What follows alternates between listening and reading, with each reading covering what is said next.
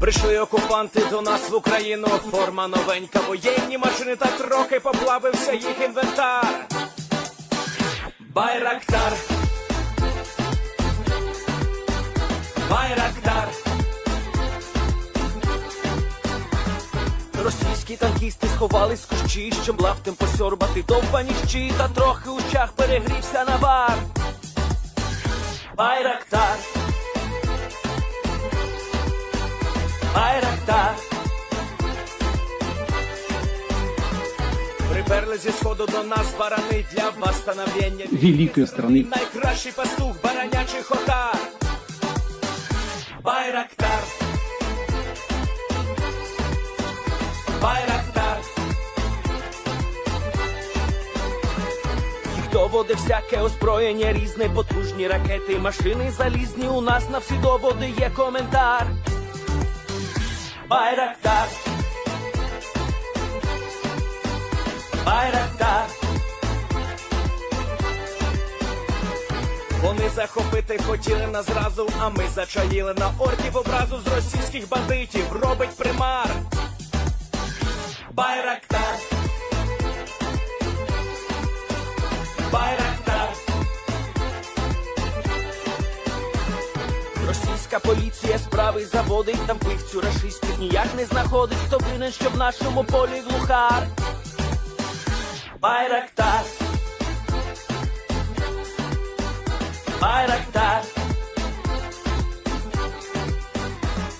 Веде пропаганду кремлівський урод, слова пропаганди ковтає народ, тепер нове слово знає цар.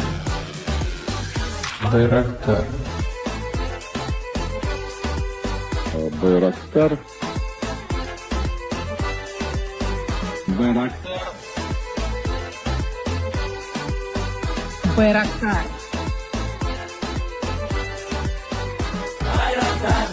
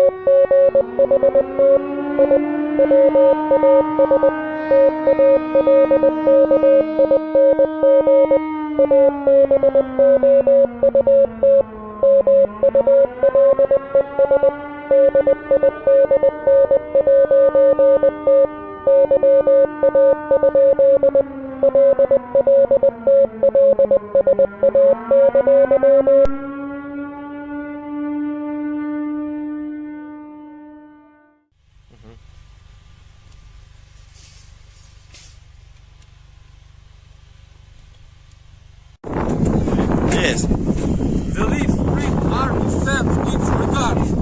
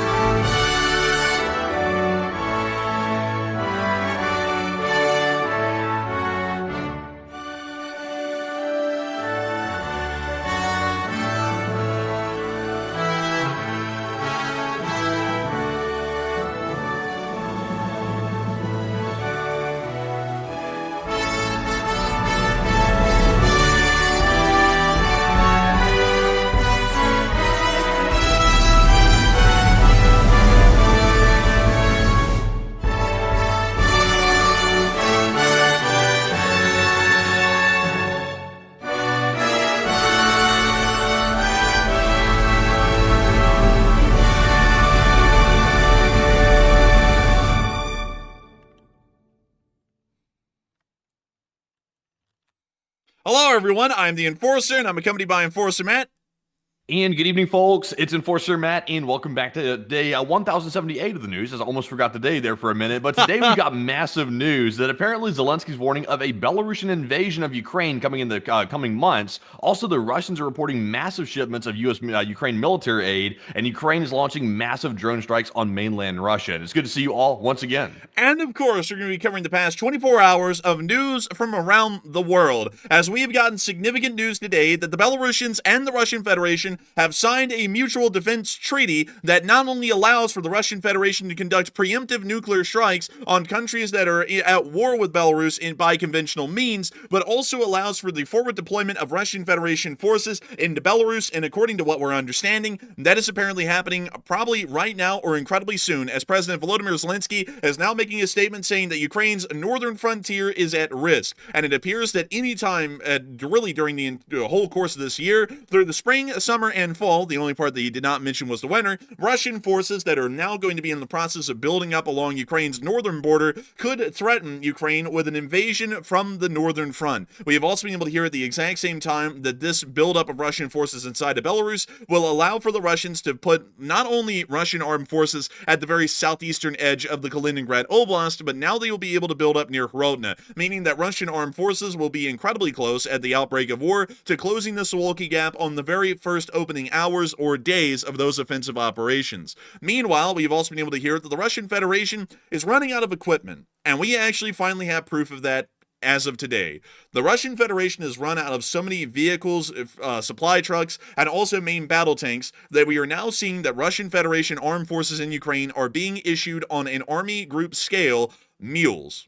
I'm not even kidding. Mules and donkeys are actually being deployed in massive numbers for the Russian armed forces to use inside of Ukraine, as Russian supply vehicles are no longer attainable because there is a lack of manufacturing in the Russian Federation of those vehicles, and previous stockpiles of such vehicles have been depleted to the point that there is just not enough vehicles to go around for the Russian armed forces. For this reason, they are now being issued donkeys and mules to be able to use.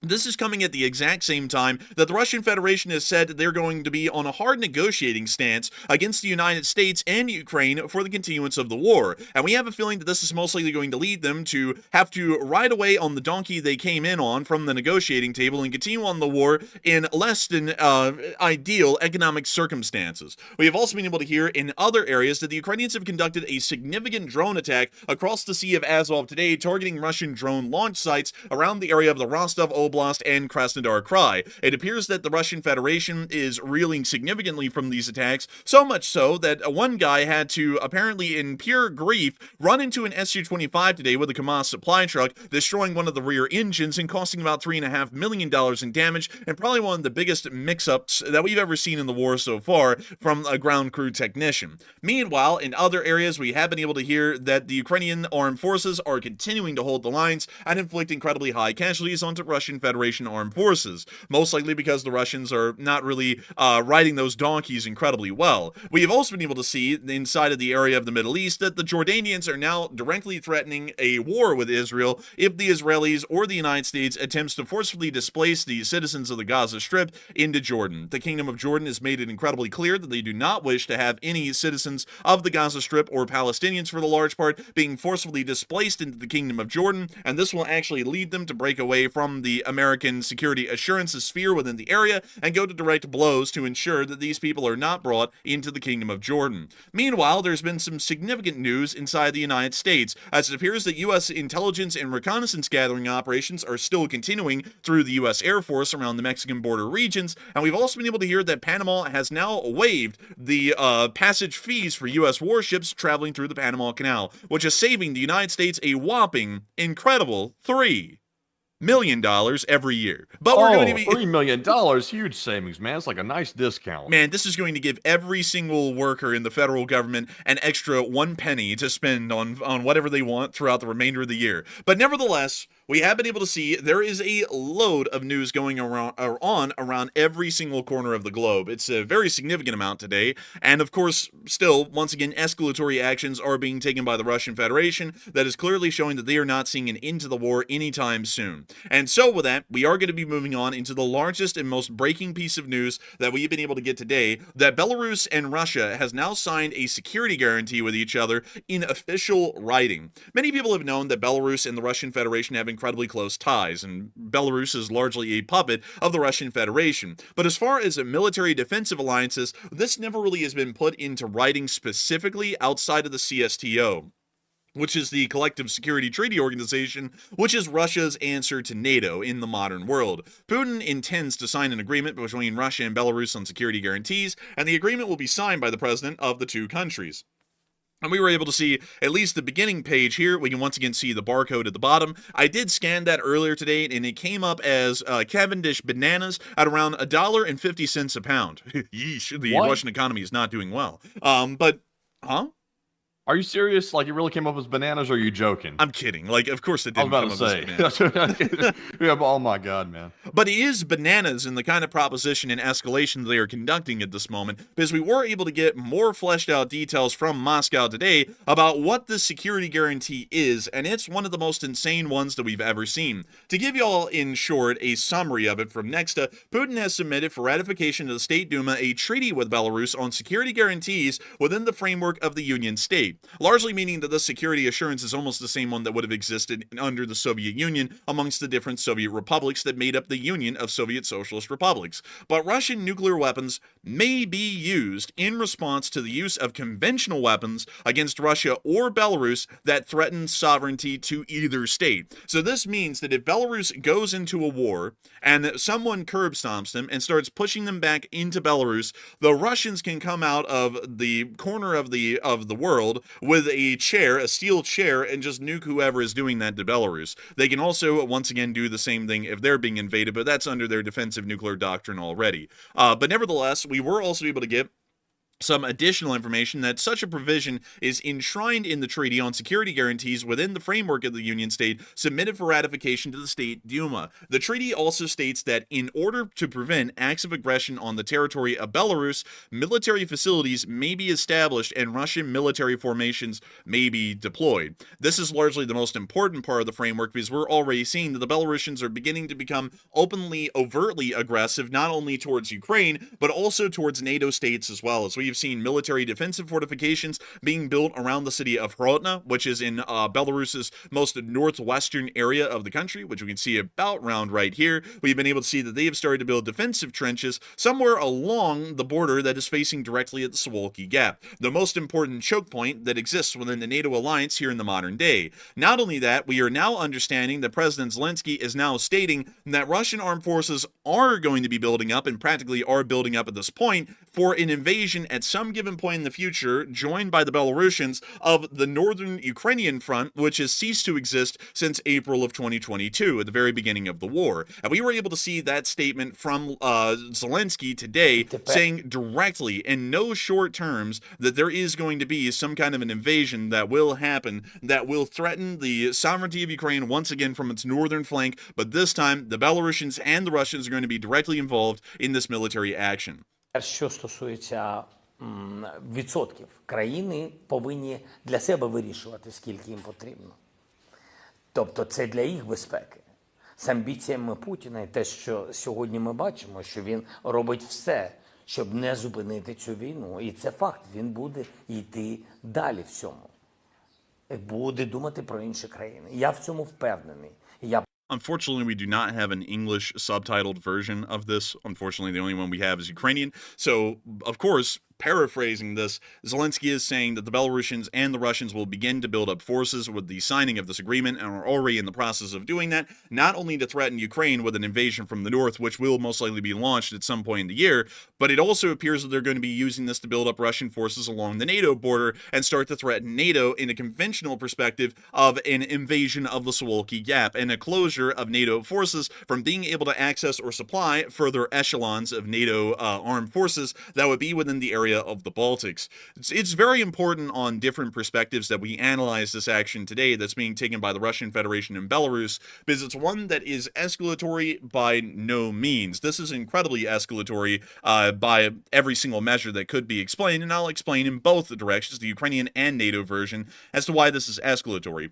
The Russian Federation and Belarus signing a collective security treaty that is this strong is largely showing that they are creating a military alliance in a pre-mobilization setting to prepare for the conventional war that Russia is largely expecting is coming down the horizon. We already know that within the inner circles of the U.S. government and the office of the president inside the United States, that these preparations are already being made by our side, as we are apparently already seeing and already understood that the Russians would be moving in this direction over time. And it appears that the Russian Federation is now rapidly moving in this direction and is preparing for this conflict far sooner than we ever expected. With Belarus now openly allowing Russian armed forces to deploy inside of Belarus, this means that Russian forces will be free to move wherever they wish and really threaten whoever they want. Belarus is in a special position, mind you, compared to really any other border area of the Russian Federation. The Russian Federation shares a ginormous border of around 800 miles with Finland, around 50 miles with Norway, and about 150 miles with the Baltic states of Estonia and Latvia, as well as several hundred more miles around the area of Kaliningrad.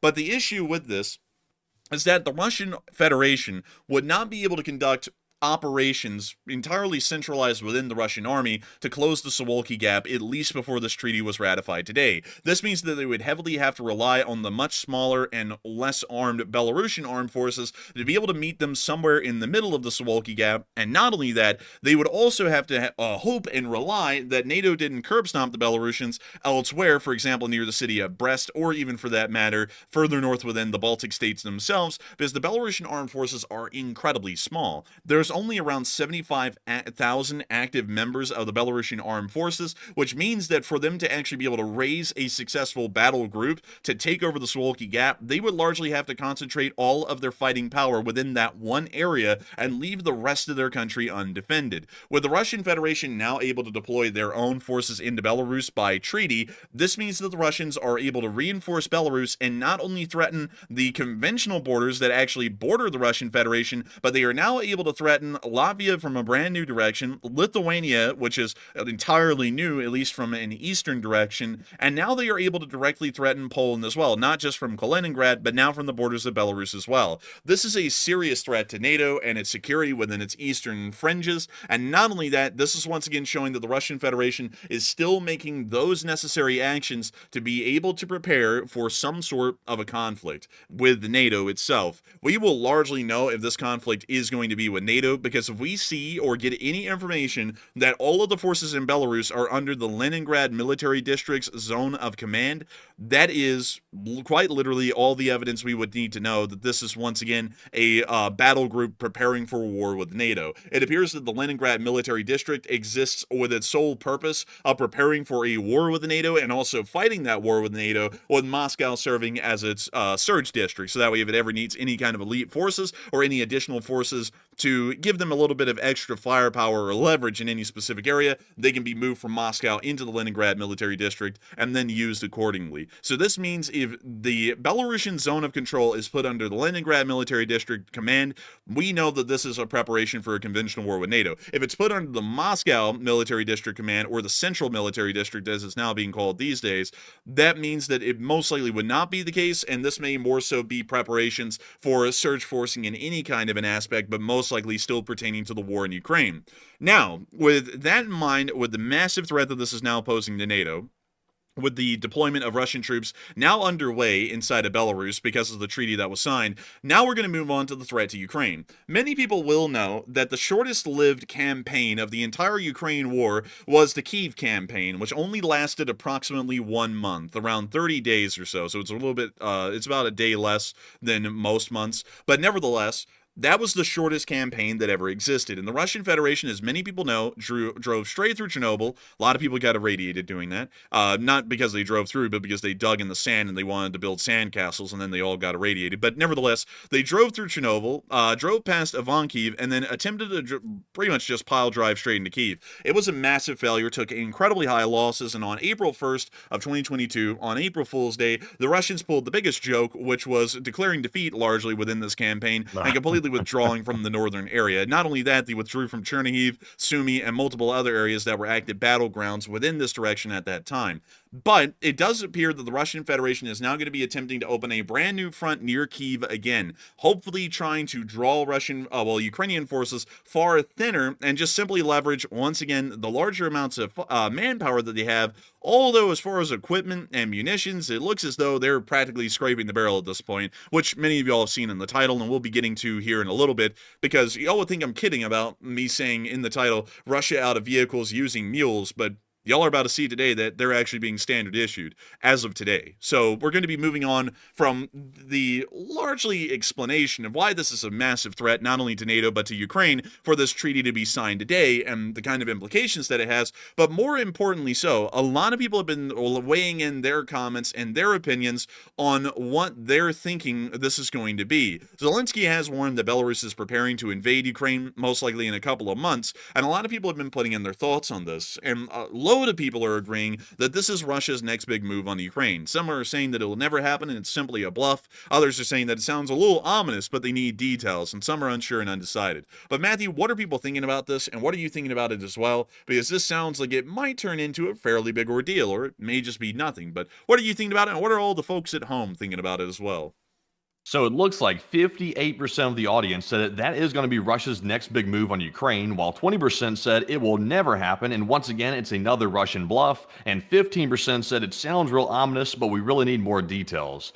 And I'll say this sounds like it could be the big next move, because Zelensky's not in the business of lying about things like this, because once again, he has really good intel, and the U.S. also has good intel as well. And I would say that he's on to something here. One thing that Belarus is doing that was a little bit concerning to me is they're really fortifying the border with Poland, which is, of course, a NATO border. They're fortifying that one very heavily for some reason. Also, they just signed the security guarantee today with Russia, which basically gives Russia the ability to protect Belarus in the event that NATO decided to do something to Belarus in retaliation for their attack on Ukraine. So it looks like things are getting set up in order to protect Belarus from any type of NATO intervention by the Russian government. So that's not a good sign, and it does indicate that maybe something is in the works. And Zelensky's saying that a Belarusian invasion, basically with Russian troops from Belarus, could happen at any point during this year. And he said it could happen in the spring, the fall, or the summer, anytime this year. So that is disturbing and also indicates that, once again, Russia is not backing off the war, and they're going even deeper into it,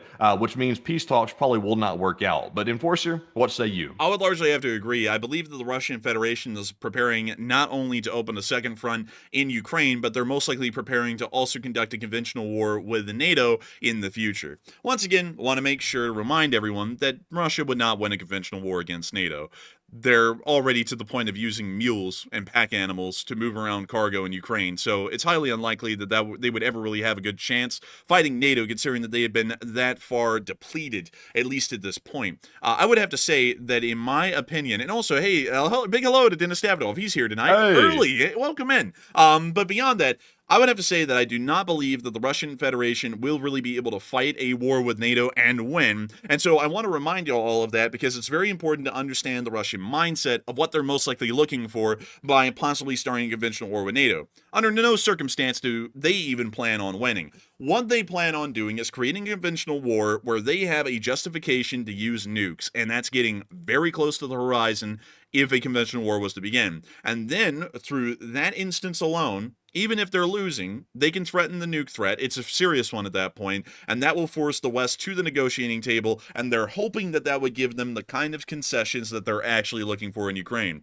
That probably would not work, and I would just have to put that out there right now. It's a stupid plan. It would probably be suicidal, really, for the Russians, but they would still probably go through with it, and it most likely would fail. So I would say that they're most likely not only preparing to make that move against NATO, but also against Ukraine as well, as Zelensky seems dead set that they are going to be trying to finally reinvigorate, after about 3 years, the northern front again near Kyiv, and attempt to drive another offensive towards Kyiv again, although once again, that's going to be highly unlikely to be successful. It most likely would completely fail. But still, I wonder on a different type of aspect. I wonder how Lukashenko is interpreting this, because once again, the indications are there are some really long-term planning in effect right now by the Russians to get the Belarusians ready to actually intervene inside of Ukraine. And before, we've heard Lukashenko has been rather opposed to actually going into Ukraine based on his prior statements. So I wonder what kind of friction is going on in the background about this planning, because it looks like so far Belarus is going along with it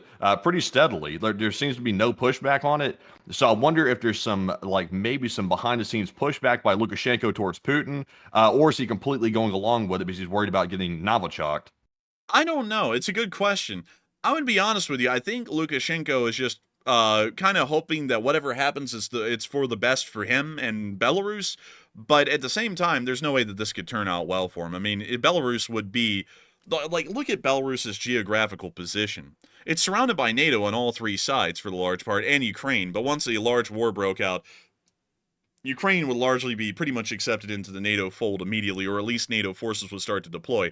Belarus is in the worst position that one could possibly imagine, because most of its border, 3 out of the 4 sides of the Belarusian border, are surrounded by either a hostile country, which would be Ukraine, or NATO countries, which would be the Baltic states and Poland. It's the worst position that Belarus could ever be in a war, because the simple matter of the fact is that the Belarusian armed forces is not big enough to hold down an entire area the size of their border and how many hostile countries would be along it the whole way. So with that in mind, this couldn't turn out well for them if a conventional war was to break out with NATO or with Ukraine, because let me go show you this. I got to go show you all this. The Belarusian armed forces. I got to get you all the actual number on this, because y'all are not going to believe how small the armed forces of Belarus is. This is the number of active personnel, 63,000. Well, that's kind of small, actually. In fact, that's very small. It's incredibly small, and that's not the army. That's literally everyone. That's the Air Force. That's the, let me make sure that we get the branches here. They only have a few. The ground forces, the Air Force, and the Special Operations Forces, which get their own branch. And then you also have the transport troops, and then you have the territorial troops, but those are like reservists pretty much, so they don't really count in the official number. But beyond that, that's everyone. Like, that's everyone. There's not a lot of them, and there's only 63,000 of them. And they have a budget of 864 million. It doesn't even get to $1 billion. Like, they don't even, like, these folks are the brokest army, the smallest army, and one of the most insignificant armies that exists in Europe currently. This force would be able to do nothing in pertainment to either NATO or Ukraine, so it largely would be what the Russians can do, and we already know that that's getting incredibly limited at this point.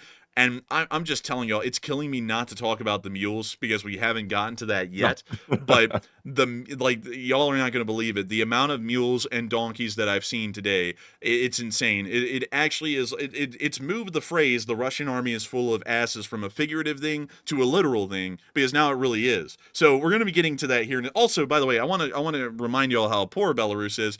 $876 million, which would generally be considered a nice warm meal for the Air Force and U.S. defense budget spending, is 1.2% of their entire GDP as of 2022. Just to give y'all an idea of how poor Belarus is. They don't really have a lot of money to work with. And also, you can really tell that they're poor because they go to the poorest arms supplier in the world, North Korea, to get some of their weapons. So generally would assume these people are not well off militarily, and they probably wouldn't do that well in an actual conflict. Well, they wouldn't do well in an actual conflict. That's just the truth. But moving on from that, you know what? I'm going to have to just do what I feel like tonight because I want to get y'all to the big news topics, but I included this in the title. I can't leave this out for y'all now. It has to be done first. I'm actually going to go out of my way to show you all the mules and the donkeys that have shown up today. It's such an important part of the news today because when you talk about the Russian military, everyone always still thinks that they might have some equipment, and that's a bottomless pit of unlimited soup and salad. There's just never a way that the Russians can run out of tanks or supply trucks or Ladas to keep the army running, and they actually did. They are running out of actual supply trucks and even Ladas at this point to give to the Russian army. They're giving them mules. They're giving them mules. They're eating the dogs. It's getting bad in Russia. Eating the cats. And sometimes even the geese, like real geese. But moving on from that, let me get y'all to the actual mules. We're going to show y'all the mules and the donkeys, and I'm going to go out of my way to literally just cherry pick them out. So here are some of the wide-scale donkeys being used. This is an actual video from a Russian army soldier who is in Ukraine, in the occupied territory, and this is now what they're using for supplies, is mules. Well, you see him walking up to the mule shed. A roadside mule shed, like a gas station. And there it is. It's a mule. Man, look at that. I like mules. They're a sweet animal. It does not want to be petted. He's like, do not pet me. You are a Russian. I do not want to be here. Like, it's like... That's a smart mule. That's chill mule. Did they have it shipped in like a fresh shipping crate or something? They had that thing railroaded in. Damn, that's just like a brand new donkey like purchased off of Alibaba. Oh, Lord. We see another one here. We see another one here. Hey, look at Lavrov. He's talking again. That's the peace deal being given out by the Russians right now. But also, moving on from that, let me move y'all on to the other one. We got another donkey. Just to once again remind y'all, these things are out there in mass these days. This one even has a little blanket over it, and they're feeding them hay and giving them water. So just to give y'all, and y'all will actually hear this from a Russian in a second. According to what we're understanding, the Ministry of Defense has now run out of supply vehicles to issue to Russian forces to replace losses. So there are no more Ural 4320s, there are no more Kamazes, there are no more Gazas, there are no more supply vehicles that exist. They have been completely wiped out at this point. So what the Russian Ministry of Defense is now doing is that they're procuring mules, because horses also do not exist in a large enough number, so they're procuring mules in mass to operate pretty much as supplies, supply transports, so that way they can attach a cart to these mules and then literally just, send the mule to the front with the little bit of cargo that'll be in the cart behind them. And that's how they're having to move around supplies now because they have run out of vehicles. You think I'm kidding until I actually get y'all to the rest of the mules. Let me make sure that I can find them. And so I think one of them, yep, it's right down here. So here is another mule, and this is a Russian soldier actually explaining that they requested a Ural, and instead they were sent a mule because they've run out of Urals, and they've run out of every other kind of supply truck. So here it is, and I'm going to read the translation for y'all as the video plays. Wait, hang on. I'm going to have to read this part first off. Are the Ural trucks burning? They are. Here's a donkey. We use it to carry ammo to the front line. Parrots, please don't effing overload me with questions. I don't know anything myself. I just heard it and then I saw it and was effing shocked. That's all. Just take it for granted, okay? Don't ask me where they're from, why, who, what, for, how. I don't have an effing clue. I'm telling you. The fact is we've been given a donkey. He's in support platoon now, so in logistics. They said, here's a donkey. Is the situation with transportation shitty for you? It is. Are the Ural trucks burning? They are. Here's a donkey. Use it to carry ammo to the front line. An effing donkey. A real effing live donkey. What, did he want, a dead one? It wasn't brought in by volunteers or anyone else. The Ural transport truck went to receive the equipment, and they gave a donkey. And that's the end of I want to know where they're getting the donkeys from, really. And also, how are they expected to actually properly care for the donkey, like to actually, keep the thing in good health enough to use it for a supply vehicle? If they can't even maintain their actual equipment. So, the thing needs hay. Like, for once, I'm shocked. The Russians were actually, like, putting a tarp over it. They were giving it water and hay. But it's like, how long can the Russians keep that up? Because they can barely feed their own, like, human, like, soldiers. So feed is pretty easy to get in for donkeys because they largely just require, at the most basic nutritional level, hay to keep going. Hay and water, that's about it. So you have some water that isn't cholera infested and some hay, you can keep them going. So they're most likely just going to start bringing in by train loads of feed to just keep these donkeys living and keep them working. I have a feeling that considering that these are now becoming a part of the logisticians corps or the support units of the Russian armed forces, the donkeys will start to become a priority target for Ukrainian drones because much like a Lada or a Ural or a Kamaz, this thing is a supply vehicle at this point. And I know a lot of people are going to be like, well, that's very sad because the donkey is a living animal. But as far as wars are concerned, these kinds of pack animals can be as important as a supply truck, especially considering that this is now the basic level that Russian logisticians have gotten to. This is now as important really for Ukrainians to target as a supply truck or any other form of a mechanical beast of burden. This is the literal beast of burden, and now they're going to have to start targeting these as well. It's a very unfortunate thing when you think about it, but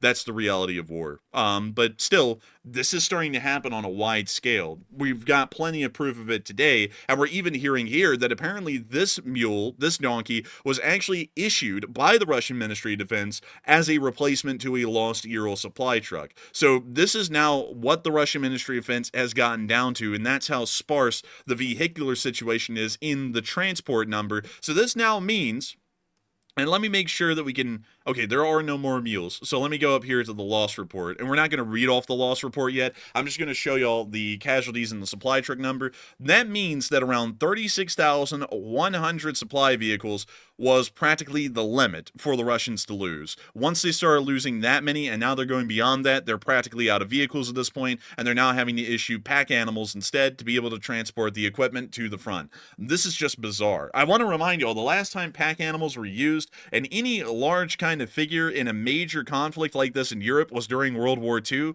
by the Soviet Union and Nazi Germany. Really, everyone else was mechanized almost entirely, but throughout a good amount of the war, this is actually something that may shock many, 90% of the German army was using pack animals like horses and mules to transport a load of their logistical capabilities across Europe with their armies. There really wasn't a lot of motorization or mechanization that really happened in the Nazi German army during World War II. That's a bit of a myth in the modern day that the Germans had nothing but Opel Blitzes, had nothing but Tiger 1s and Tiger 2s and Panzer 4s. practically most mechanized forms of transport were practically non-existent throughout most of the Heer, which is the German army, or the Wehrmacht as a whole.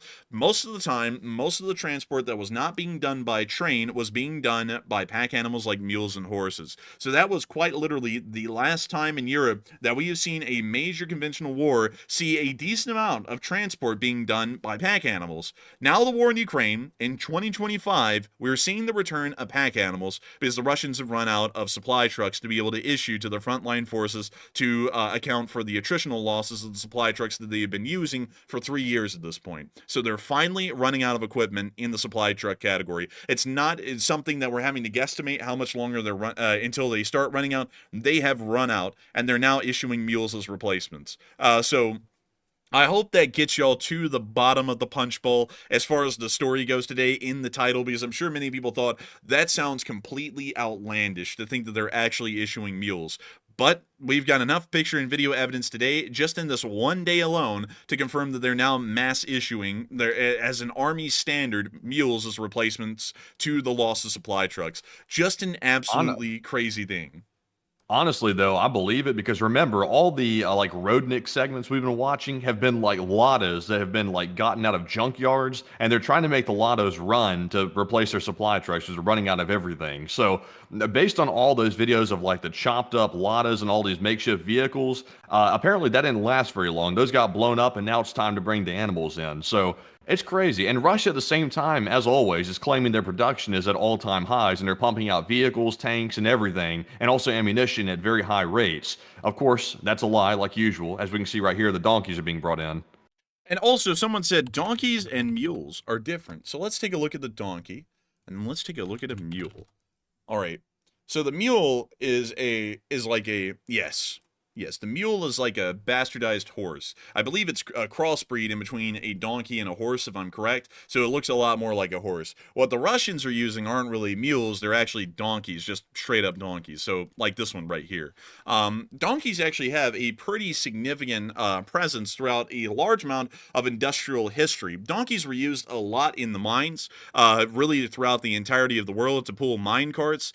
Because of their smaller frame and size, they were a lot easier to move into the mines, and also considering that donkeys are far less easy to frighten than a horse, or really a mule for that matter. They're a lot more acclimated to the loud environments of industrial work deep inside of the mines. Mules were also used pretty heavily in above ground industry as well, so mules have a pretty significant presence as a form of a pack animal to be used like this. But one thing that is even more interesting is that in a military sense, mules really have not existed a lot.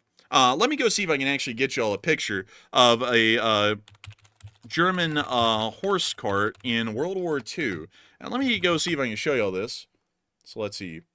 Let me see if I can go and find y'all a good picture of this. Or horses in World War II more so.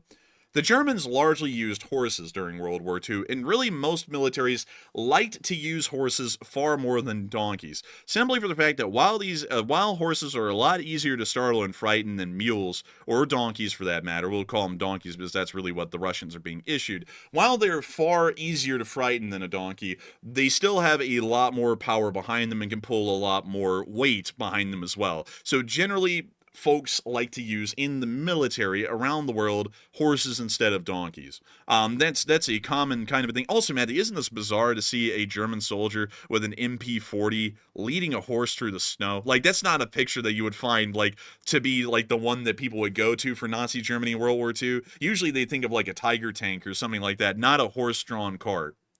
Yeah, and also it looks like that horse was getting bogged down in the snow too. So, it seems like donkeys are a lot slower than horses. I'm not like an animal expert, but it seems like the horses would probably be a faster animal. From what I've seen, it looks like donkeys move extremely slow, like especially when they're carrying something. Donkeys are slower, and they also really can't pull as much for a single donkey compared to a single horse. Horses are larger, and just because of the larger amount of muscle that a horse has, they are able to pull a good bit more. But still, it's a pretty wild. Also, here's a let's see here. I want to make sure that I can find. Here we go.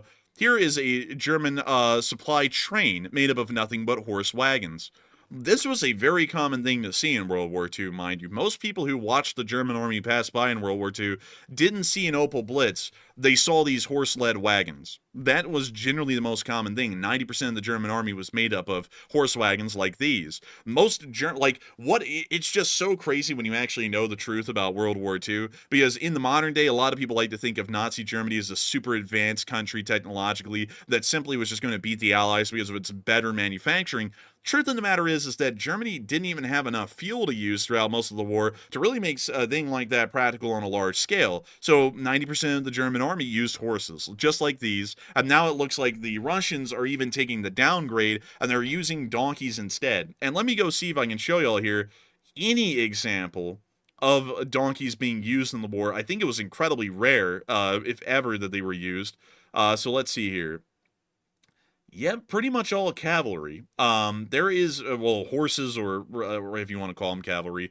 Let's see, dang, yeah, there literally was apparently no real example of any kind of mules or donkeys really being used. Pretty much everything being used, even in World War II, were horses. But there's been a bit of an issue with that. After the the motorization of a large amount of the world, horse breeding really died off in a massive form. And so nowadays, horse breeding and the ownership of horses is an incredibly expensive thing. It was actually a lot cheaper back in the day to buy a horse than it was to buy a car. Nowadays, it's the complete opposite. It's way cheaper to buy a car than it is to buy a horse. So generally, it appears that the Ministry of Defense is just going for what's the most readily available, and it appears that donkeys are the most readily available kind of a pack animal that's available in Russia at this point. We may see, and this will really tell us how bad the logistical situation is, that the Russian Federation starts to try and finance the mass breeding of horses for logistical purposes. If we see that, we know that they've actually run out of any kind of usable kind of a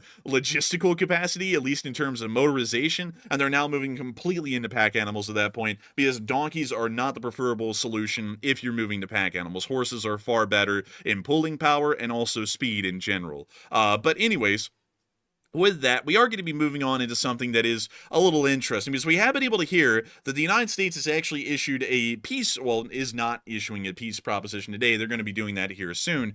But it appears that we are on the cusp of presenting the first peace deal to the Russians under the new administration. And we've already heard that Moscow is going to be open to tough bargaining mode against the U.S. to make sure that they get what they're really looking for. And they said that they're taking into account the realities on the ground. And I guess with that in mind, they're going to be riding off on the donkey they came in on. But nevertheless, a lot of people are talking about the U.S. peace plan, because while I didn't put it down on the map tonight, we have been able to hear a little bit about this peace plan, the exact details of it, and what we think the Russian Federation will do with this peace plan, whether they're going to accept it or completely reject it.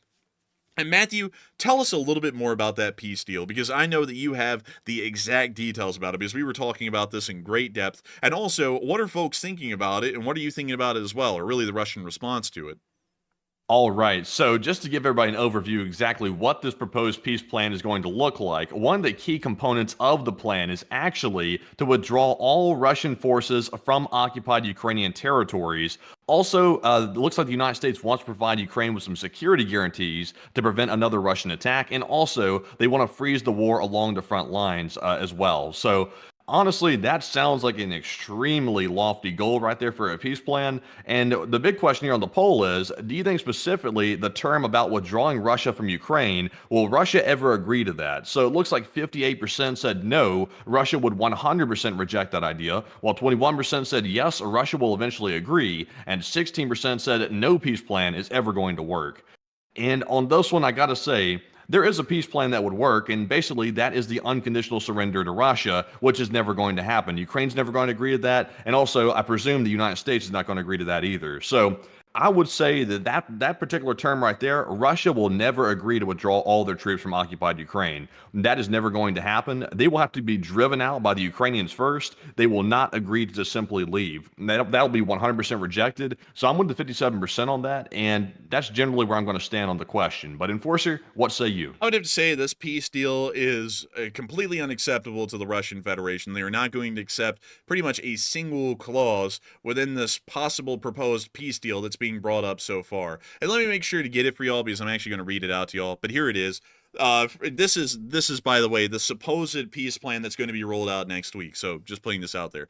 Freezing the war along the current front line, withdrawing Russian forces from occupied Ukrainian territories, and providing Ukraine with security guarantees. We largely understand that means the deployment of U.S. and European forces inside of Ukraine indefinitely to prevent another Russian attack.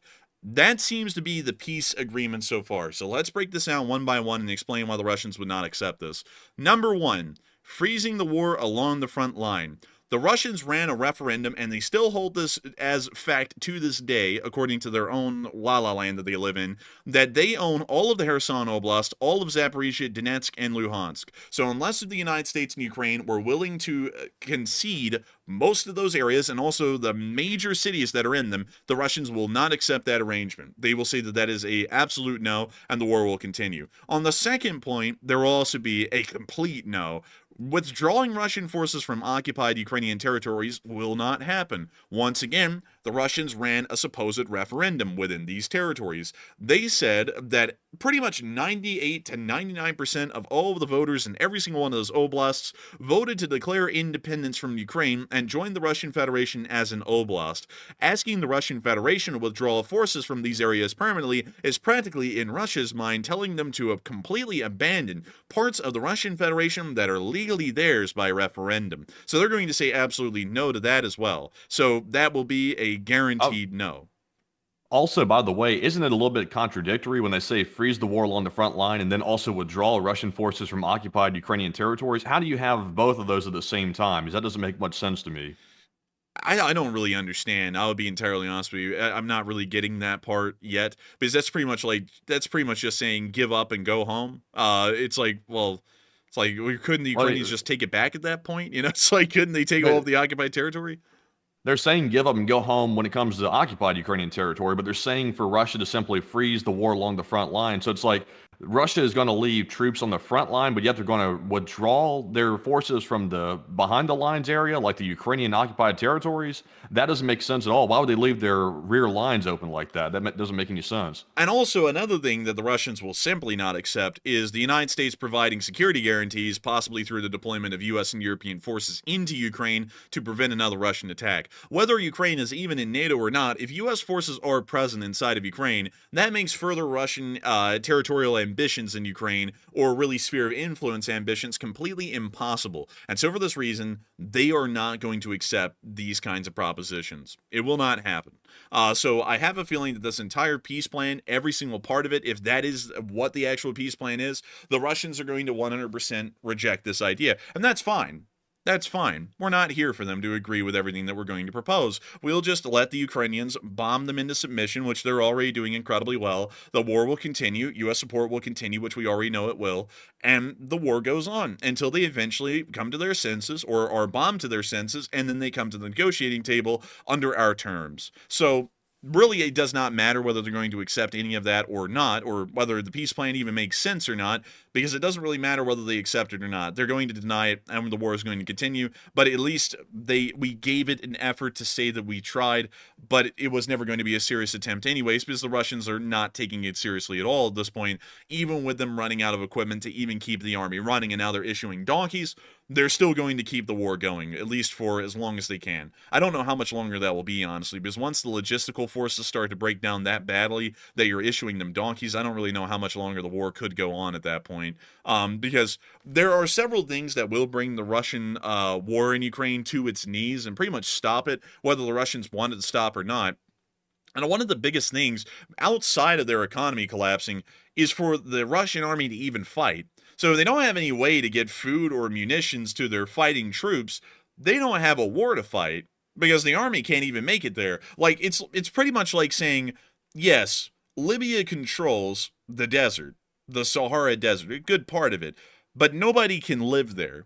So it really does not matter. That's pretty much the same thing. Unless you can actually exert physical control or influence within a specific area for a permanent duration, you pretty much really do not control it. You really only control it in theory. And that's kind of how most of the areas of North Africa work, especially with the Sahara Desert over most of it. And that pretty much is what would happen inside the occupied territories of Ukraine. If the Russian army can't even supply itself on the front line because the mules or donkeys can't even really keep up with the logistical demands, that means the Russian army doesn't exist in that area. They're going to have to fall back to be able to find a place to eat and also a place to get more ammo. And that means that they've lost the war at that point. They just cannot continue on.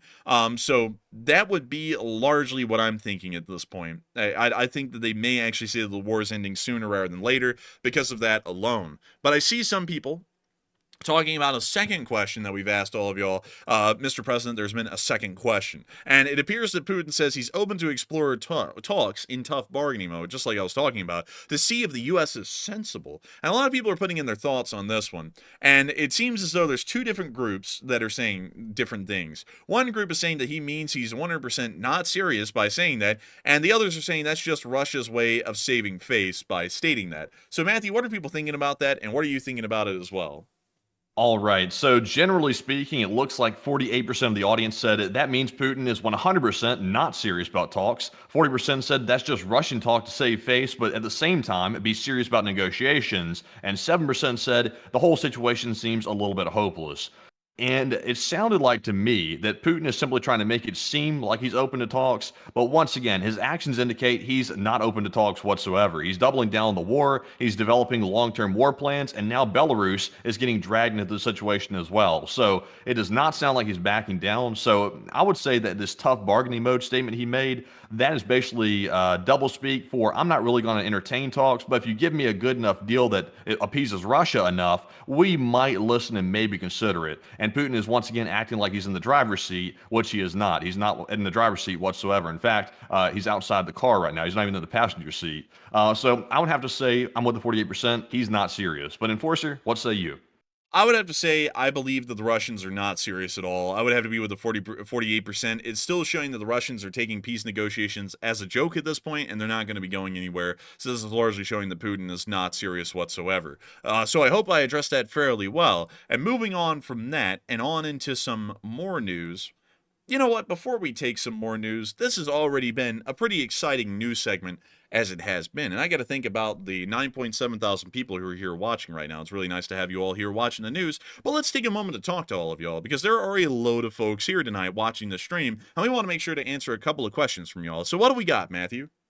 All right, so jumping into our first super chat of the night. This one is going to go to Peace with War, excuse me, who puts in a $100 donation. And thank you very much, Peace with War, for being a longtime channel legend. And once again, supporting the channel and helping to keep it running. And they said, hello, Enforcers, and I hope you two are doing well. And we are, thank you. And they said, God bless America and Slav Ukraine. And take a question from the chat. Hey, thank you so much for the massive support. Peace with war. And that sounds almost like what Lord Horatio Nelson said. He said, if you want peace, prepare for war. Sounds kind of like that. But I do thank you so much for the support, Peace with War. You've been an old guard and a channel legend for an incredibly long time. And I do have to say, thank you so much for hoping that we're doing well. We're doing well, all things considered, you know, some things going on in the background. But hey, you know, it could be worse. We're doing great. We run a great show. We, you know, work really hard in the middle of the day. We have fun doing what we do, so I personally think that things are going great so far. It's just that air mattress is getting to my back. But beyond that, I will have to say,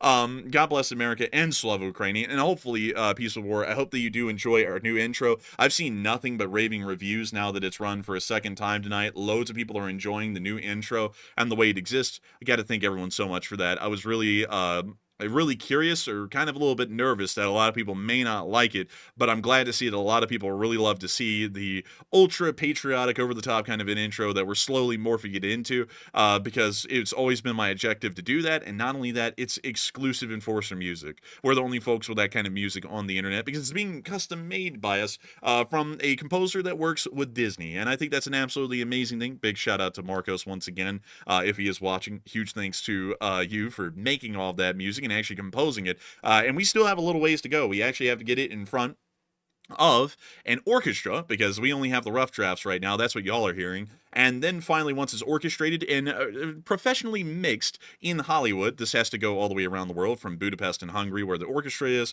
all the way over to LA and Hollywood for a professional mixer to work with it. And then it gets sent back to us, and then we finally have it for the show. But I hope that y'all been enjoying that really well. And I got to thank you so much once again for support, Peace with War. And we will make sure to take a question from the chat in your honor. And so, what do we got, Matthew?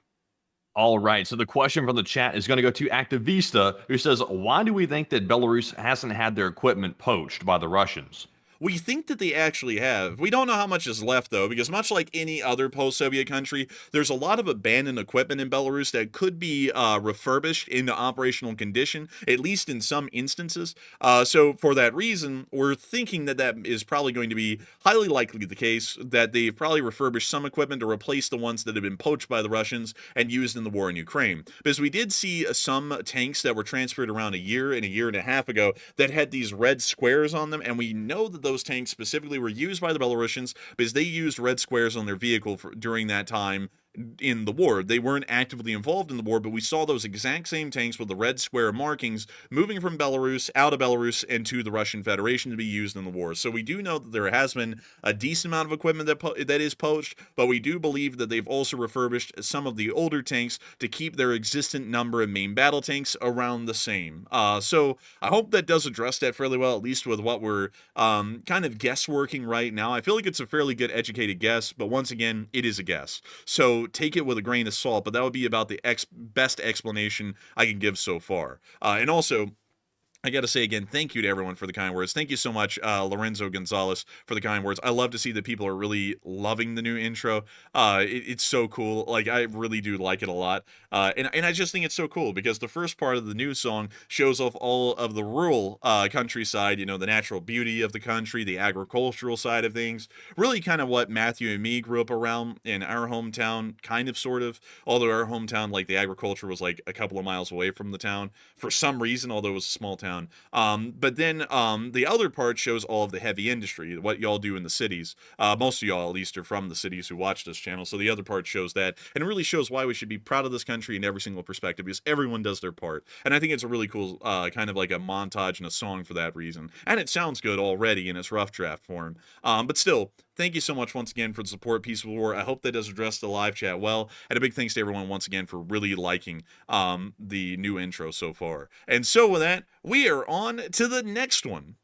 All right, so our next super chat goes to none other than Denny's Davidov, who makes a return to the stream once again. And thank you very much, Denny's, for the massive $100 donation and also helping to keep us running. And big shout out to Denny's for that support. And he said in the super chat, he said, it is possible and never underestimate Russian and Belarusian government stupidity. Honestly, I would have to say, on this one, I have a feeling that Belarus probably knows better. But once again, Belarus being a satellite state of Russia, Lukashenko does not have much of a say. If he has a say, he will find his way out of a window, in my opinion. So I would say the Russian stupidity, we never can underestimate that. That is just boundless. Putin is going really ham, and he's losing his mind here at the last minute, and he's just going berserk, and he's about to run his country into the ground. So now he's going to try to drag Belarus down with him, which appears to be very likely. So that's just stupidity gone wild, but I would have to agree. But Enforcer, what say you? I would have to largely agree with that, Dennis. You can never underestimate Russian and Belarusian governmental stupidity. It's insanely bad how bad governmental stupidity is in Belarus. Let's go look at the Belarusian GDP, just to get an example of that. Good God. Like, this is like a small Forbes 500 or a Fortune 500 company here in the US is the entire GDP of Belarus. That is, dude, it is sad when you look at Lithuania. And once again, on the map, Lithuania is a good bit smaller than Belarus. Once again, size doesn't mean anything as far as countries are concerned. But it's really crazy to see that Belarus is just rapidly pulling away from Belarus. And Belarus is practically economically stagnated at this point. Not only that, hell, it went through a dive after the invasion of Ukraine. I think it got hit with sanctions equally like the Russians. And that's what dropped their GDP down that badly. But man, it's just a pitiful kind of a thing, Belarus. It really is. And that's another thing that I have to say. The Belarusian dictators and the Russian dictators of the modern day, like Putin or Lukashenko, or really even Yeltsin, they just don't really have the kind of dictatorial abilities that other leaders had in the past, like for the best example in South Korea, Syngman Rhee or Park Chung-hee, who really are responsible for building South Korea into what it is today. They were the ones who kind of laid the framework for that. And they were dictators running a dictatorial regime pretty much inside of South Korea. And somehow they could set the groundwork to create the economic miracles that South Korea is known for today, and being one of the largest economies for the nation's size and population ever seen. It's one of the wealthiest countries in all of East Asia. But then with the Russians and the Belarusians in the modern day, they just could not even get close to repeating that kind of a success. Their economies have been middling and collapsing pretty much throughout the entirety of the end of the Soviet Union from 1991 up until now. And it really is crazy to think that they couldn't even try and become an economically successful country because of the lack of really any kind of prowess that their dictators have, or for that matter, the governmental apparatuses that exist around them. They're just incredibly weak and incompetent. And for that reason, I would have to entirely say you can't really underestimate their stupidity. And a lot of people kind of downplay this a good deal about the economic leadership or prowess of a country. You can really tell a lot by a dictator based off of how well their country grows economically. It's growing poorly. I mean, look at that. It's stagnated since really the 2010s. Yeah, it's been going down for a long time, actually. Yeah, it's a pitiful kind of a thing. Now, let's go look at South Korea. And South Korea, by the way, mind you all, was a dictatorship up until about 1989. So look at this right here. 1989, the GDP was skyrocketing. Like, it was actually doubling and tripling nearly every year up until 1989. And it was rapidly growing up in, well, actually, it kind of dropped during the crisis in Asia in the late 90s. There was I forgot what it was called. I think it was called like Black Sunday or something like that in East Asia, but it was where pretty much the entire East Asian stock market collapsed on a single day. And then there was also the 2009 crash, which really didn't do them well. But still, beyond that, the South Koreans economically are a miracle for their size. And it really was credit to the dictators for making that possible. Not to say the dictators are what you want. You really want a democracy like South Korea has these days, but they were the ones who made that possible. And so you really can't diss on Park Chung-hee and Syngman Rhee that much, because it's like, sure, they were dictators, and sure, they did horrendous things, but one thing they certainly did was bring a lot of economic progress to South Korea, and it was something that was actually felt by the people of South Korea themselves. Something that cannot be said for either Lukashenko or Putin. And I don't know why they get so much credit for who they are and what they do, because they can't even make a successful economy out of their country. Like, I don't even know why people like Tucker Carlson go, the groceries are cheap. It's like, well, they're cheap because they suck. Like, they suck at running an economy. Like, that's why everything's cheap. If it was as expensive as it was in America, people would starve to death over there because they make nothing. Let's see. The GDP per capita is $13.8 thousand across Russia. That's the average. And Ooh, that's low. let's see. What is the wealthiest GDP per capita? Let's see. Per capita in Russia. Let's see. Oh my lord. So, hang on. That makes no sense. I'm going to blow your mind here, Matthew. The Tyumen Oblast has the largest GDP per capita in all of Russia, and it gets up to a whopping 54,000 US dollars annually. That's the highest one, but you're not going to believe where Tyumen is. It's in the middle of Where is nowhere. It's literally up there in the middle of Siberia on the eastern side of the Urals. Interesting. So the highest GDPs in Siberia. I wouldn't have expected that. Up here. Yeah, that's weird. That is bizarre. And then it's practically nothing throughout the Moscow area, and well, actually, it is pretty high in Moscow, but around that, it's not really that good. It looks like that's probably just like a fluke, because there's probably a lot of heavy industries up there that pay really well, and there's not a lot of people living up there, so the GDP per capita is pretty high. But the highest, you know what? Let me go get this. Poorest GDP per capita in the U.S. Let's see here. All right, so the poorest states in the United States, everyone knows this in America, is Mississippi, Arkansas, and West Virginia. And their GDPs per capita, the poorest in America, are the richest ones in Russia. Mississippi is at $53,061 as the GDP per capita. The wealthiest, and that's, by the way, the poorest part of the United States of America, period. The wealthiest area in Russia, period, is as wealthy as the poorest state in the United States GDP per capita wise. It's like, I don't know why Russia even got like, well, Putin got like this thing of like, he's like a sage. It's like, he can't even grow the economy. It's not that hard. You just take on massive amounts of debt and just let, pretty much monopolies run out of control. And you can eventually create a pretty successful economy out of that, like South Korea did, or Japan did for that matter. It's like, they can't even do that. It's like, well, hell, they do have monopolies, but like with companies like Gazprom, they don't even do anything. It's like, they don't even really produce a lot for the GDP. They just kind of keep it stable, but they don't grow it. So with this in mind, I'd have to agree with you, Dennis. You can't really underestimate Russian and Belarusian stupidity. Their GDPs are a clear sign that they're poorly managed countries. And geez, dude, look at the New York GDP per capita, 117,332. Man, that reflects the cost of living there, though. Like, even though it's that much higher, like, it costs a ton more to live in New York than, like, for example, Mississippi. Sheesh. And Massachusetts, 110,000, and Washington State is 108. Shoo, man, shoo. Although it's really on par with what Mississippi's making when you really factor everything in. Oh yeah, it's true. Like it really does depend on where you're at in the country. But I mean, dang, look at that.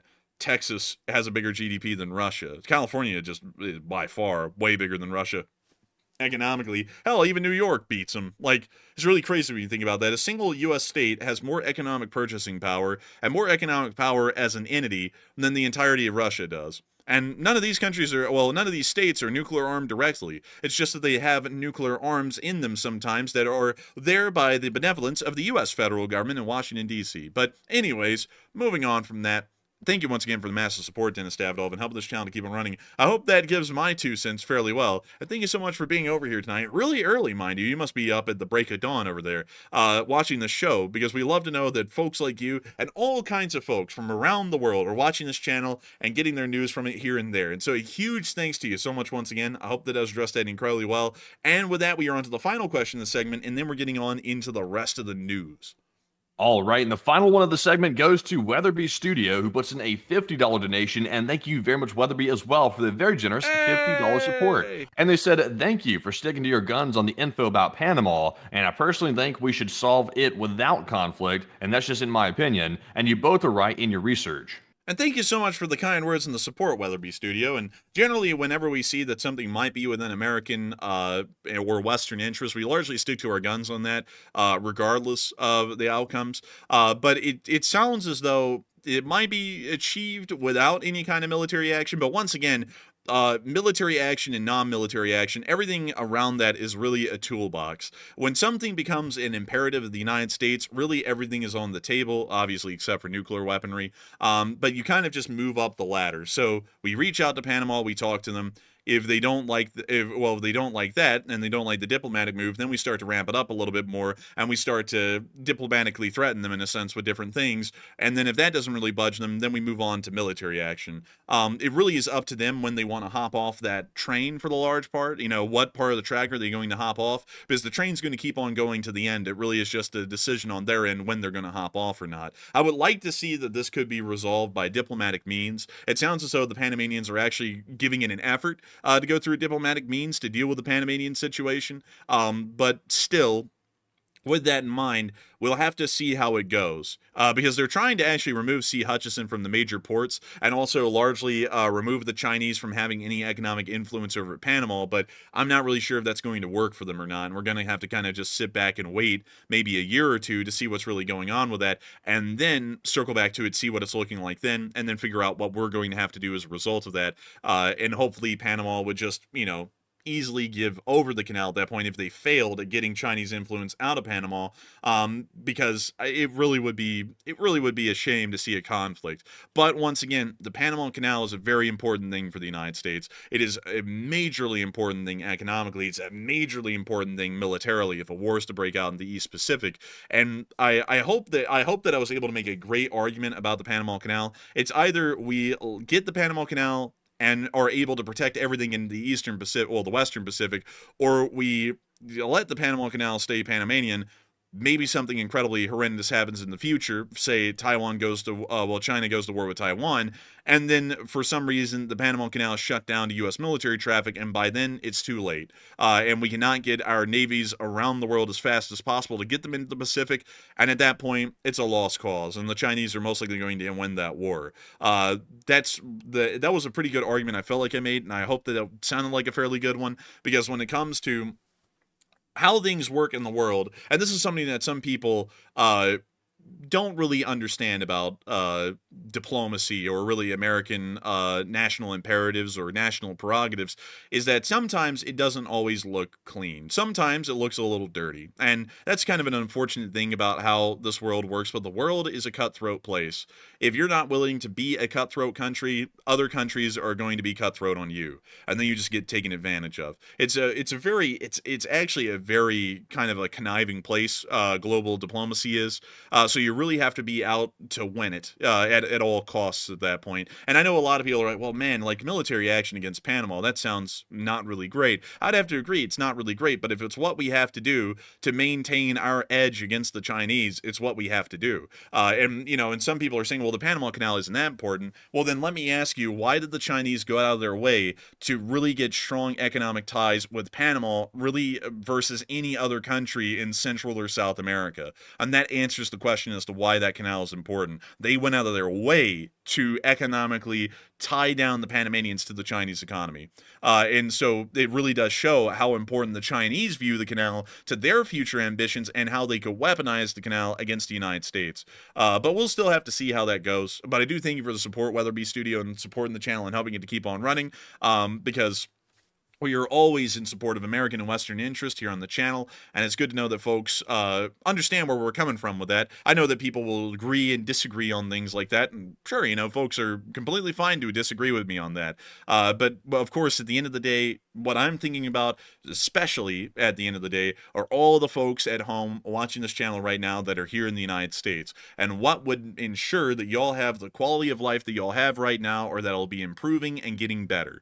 And so that's largely why I generally go with those kinds of decision-making processes. Sometimes they may not sound the best, and I know that, but it generally is for y'all's benefit and with y'all's best interests in mind that those kinds of statements are made. So with that, I hope that does address that fairly well, at least the best I can in my opinion. And if you like the way I think, if you like that I put y'all first and foremost, make sure to vote for me for president in 2040. Hopefully we'll be able to have a good run at it then. But nevertheless, with that, thank you once again for support, Weatherby Studio, and a huge thanks to everyone else, Peaceful War and Dennis Davidoff, who also supported the channel. I thank y'all, all three of y'all, for the support. And if you have thrown in a super chat so far and it has not been addressed, do not worry. We get to every single super chat by the end of the night. It's just that we're going to get to the remainder of the news right now and then get every other super chat and as many live chats as we can after the news segment is over. So getting right back into the news, we are now going to be moving on into the U.S. news. Well, actually, the Middle Eastern news really quickly.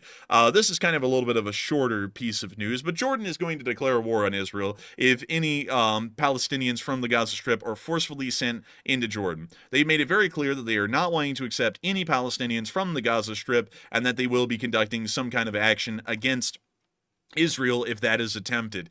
Jordan does not want the Palestinians from the Gaza Strip in Jordan, simply for the fact that with them comes Hamas. And with Hamas comes government instability, comes a pretty unstable environment in the country, which turns away investors, turns away economic output, and that starts to send the country into a downward spiral. Basically, they turn into Lebanon. And that's generally what the Syrian interim government and Jordan are wanting to avoid. So both of them seem to be openly turning down, and even hostily at this point, even the proposition of sending the Palestinians from the Gaza Strip into their countries, as this will further destabilize those two countries and largely the entire region.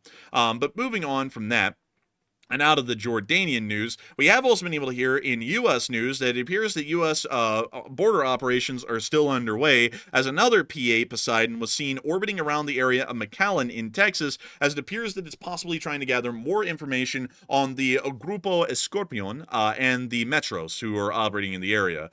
We are believing that this is still a part of the intelligence gathering operations of the U.S. Armed Forces, as they are still most likely in the reconnaissance phase and creating a effective battle plan plan against the cartels that are along the U.S.-Mexican border. We're going to be waiting and seeing how that goes. At this point, it all appears preliminary to some sort of a larger action, and we do believe that larger actions will most likely commence here in the near future as the United States plans on largely reducing or completely taking out cartel control around the border regions. Moving on from that, we have been able to hear that Panama has also once again tried to diplomatically entice the United States with not moving forward with the Panama Canal seizure plan, as we have been able to hear that the fees for U.S. Warships and government vessels to pass through have been waived, meaning that these vessels will now be able to pass through absolutely free of charge.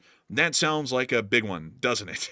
It sounds like a big one, but I'm curious what those details look like. What kind of discount do we get? Well, to waive the fees, meaning that the U.S. warships or U.S. government vessels get through the canal absolutely free, that is approximated at this point to save the United States a whopping $2.5 to $3 million annually.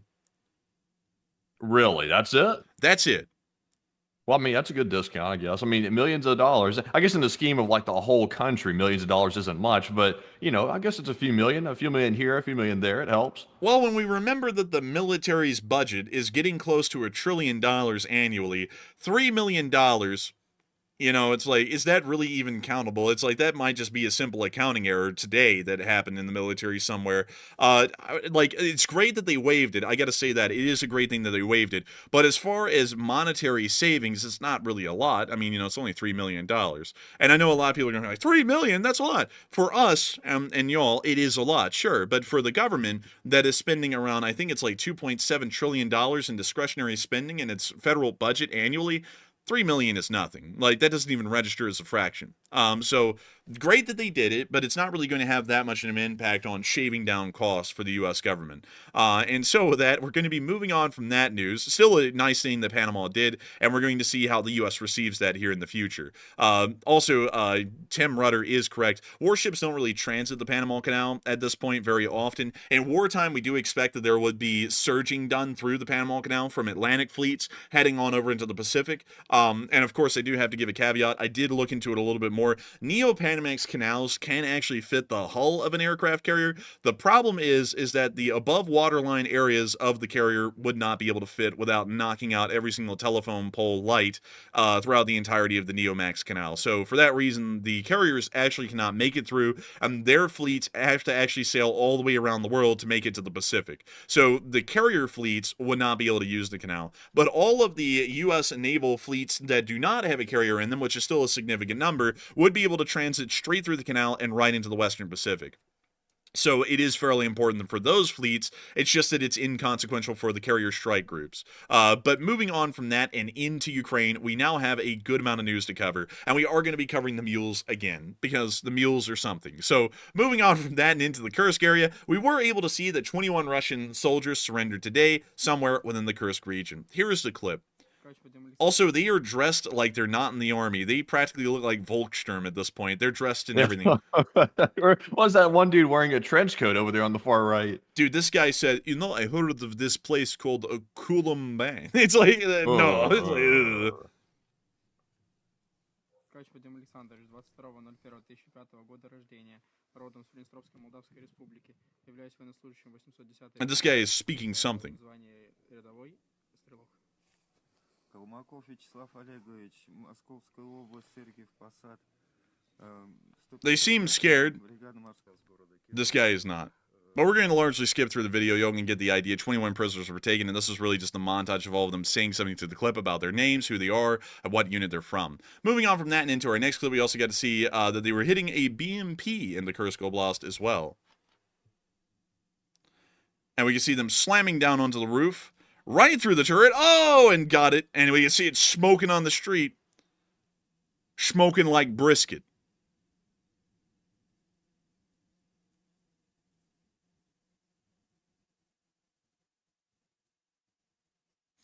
And you see the BMP continuing to cook down there. A flappy thing on the side of this drone. What is that? I believe that's the shopping tag. RPGs $3.99. Buy one, get one free. They forgot to take the price tag off, I guess. They were in a hurry. Man, they said, dude, they're like those folks that go around with a baseball caps with the price tag still attached. It's like that. I guess so. Yeah, I suppose so. But moving on from that, and out of the Kursk Oblast, those were the only clips we got today, but we did see that the Ukrainians are still holding the front within that area, and we were also able to see in our location unknowns the use of the wide-scale donkeys. We're going to show this to everyone again, just because we could see the donkey right here. They're actually fairly cute. Man, you're getting obsessed with these donkeys, man. We've been covering this the whole stream, man. Look at that donkey. Because it's insane, man. Have you ever heard of an army in the modern day using donkeys as actual transport? Never. Honestly, I would have expected Iran to be the first to do that of any of the countries, or like North Korea, but it's Russia doing it. Kind of interesting. Man, and look at that. I mean, it's just crazy. Maybe it's just absolutely insane. With that, that's the end of the clip right there. And moving on from that and into our next one, we also got to see them praising, well, the Ukrainians praising their MRAP as it was driving on in. We're going to have to mute that there because I just heard sail in the background and I'm very scared. So we can see it coming on in. Man, I love these. They are just so cool. Man, I love them. Look at that one tire deflated a little bit, though. A little bit? Dude, that thing's on the rim. Like, that thing is on the rim, man. Like, you're like, let's deflate it a little bit. It's like it doesn't even have a tire, man. That's just like shreds. But still. It still rolls. It still rolls. It works good. Man, look at that. Absolutely amazing. It's like a GTA car in that way. You know what I mean? I've seen you playing GTA a lot again recently, Matthew. You've been hooked on GTA a little bit recently, just to let y'all all know. Every time I walk by, I see him in story mode. Why do you not go on online anymore? Is it kind of like Red Dead Online, where it just went into like absolutely hacking degeneracy or something? Well, the honest truth is I got put in the bad sport lobby for like a month or something like that, so I stopped playing online because it's really nothing but hackers in those lobbies. So I was like, what the hell? I'll go play like story mode or something. I'm not going to keep getting smashed by the same invisible car like 50 times over. Man, it really is sad what GTA Online turned into. By the way, shark cards only 50 bucks. A little bit moving on from that. We also got to see a Ukrainian crotal delivered by the French. I mean, we see the crotal right here, being dragged along on this trailer. We now see them loading up the cells aboard the crotal, and some of y'all are like, hey, that looks familiar, and you're absolutely right. That does look familiar, because that is actually an ITO 90M's weapon system. And let me go show y'all that. Let me go show y'all that. Let me go give y'all a look at this. Let me go see here. Here we go. These are used by the South Koreans, actually. They're used by a lot of countries, these crotal systems. But let me see here, if I can find y'all the one that I'm talking about. Oh, the Chinese have a ripoff of it called the HQ-7. It just looks worse. Honestly, that looks terrible right there. That looks like trash. Man, yeah, that's bad. like, I'm not even going to make a comment. And let's see here. Dang, man. Oh, man, here we go. So the ITOs, the ITO 90Ms that the Swedes use, they have the air defense system mounted on top of one of these. That's better looking, at least. That looks a lot better than the other variant. Yeah, way better. But most of them used by the French and deployed by the French are mounted onto these trailers that are easily movable. And we can see this one set up right here, and we can now see it actually operating against some air targets. That's an OSA, by the way. That's not a crotal. But we can see wobbly here, missile. man, that thing was wobbling a little drunk. We see them hitting the air targets here, and it's going on down, and kaboom, and they got it. Look at that! Holy moly! Holy smokes! And there goes the OSAs look so goofy. They're built on like an amphibious hull. I call them the ducks because they look like a duck from World War II. They really do look like a duck, a very deadly duck. Oh, and this is the one that they customized to actually use AIM-9s. How neat. And there it goes. They fired one off.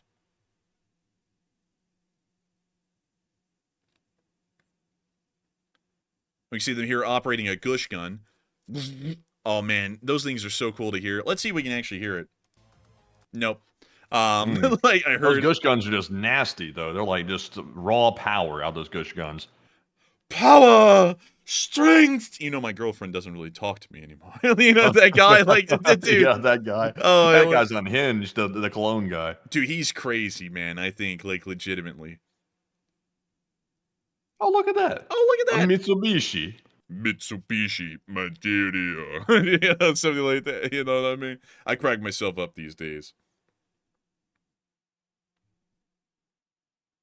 like how they have a little custom wooden box to launch the drone from. That's a nice little touch. And man, oh, look, a little hornet. Man, a wasp brigade. They're out here stinging people. Man, something like that. But moving on from that and on into our next clip, we also got to see that other donkey. There it is with a little blanket and the pail of water and the straw again. So there it is. Man, you showing that same donkey again? I'm Man, showing I tell it you, you're getting obsessed again. with these donkeys. That is that same donkey we saw at the beginning of the stream. Okay, all right. I'll stop showing them. We're now on to the Russian casualty report. They have not included donkeys in the report, but oh, 2 bobcat skid steers. Two bobcats. Look at that. Look at that. I love to see it. Man, 2 bobcats is like consistent every day. You got to admire the consistency here. You do have to admire the consistency, and Misty, Keeper of the Records, has given us another summary today. Troop losses for the 7-day average drops to 1,343. Artillery, drones, and vehicles are over the averages. 99 drones is the 17th highest daily loss, tied with the February 2nd of 2025 and November 18th of 2024. 157 vehicles and fuel tanks is the 6th highest daily loss in the wire. And so, now let's get on into the losses. 1,270 Russian soldiers have been wounded and killed in the past 24 hours, along with 12 APCs, 157 supply trucks, quite a significant number. They're not really getting any of those back. 9 main battle tanks, 52 artillery pieces, 99 drones, and 2 Bobcat skid steers. We are not seeing donkeys added to the list yet. I have a feeling that's going to start happening soon. But nevertheless, great to see the losses. And moving on into the frontline reports, we were also able to see within the northern front another road of death. Oh, and we got to mute that. Oh my goodness.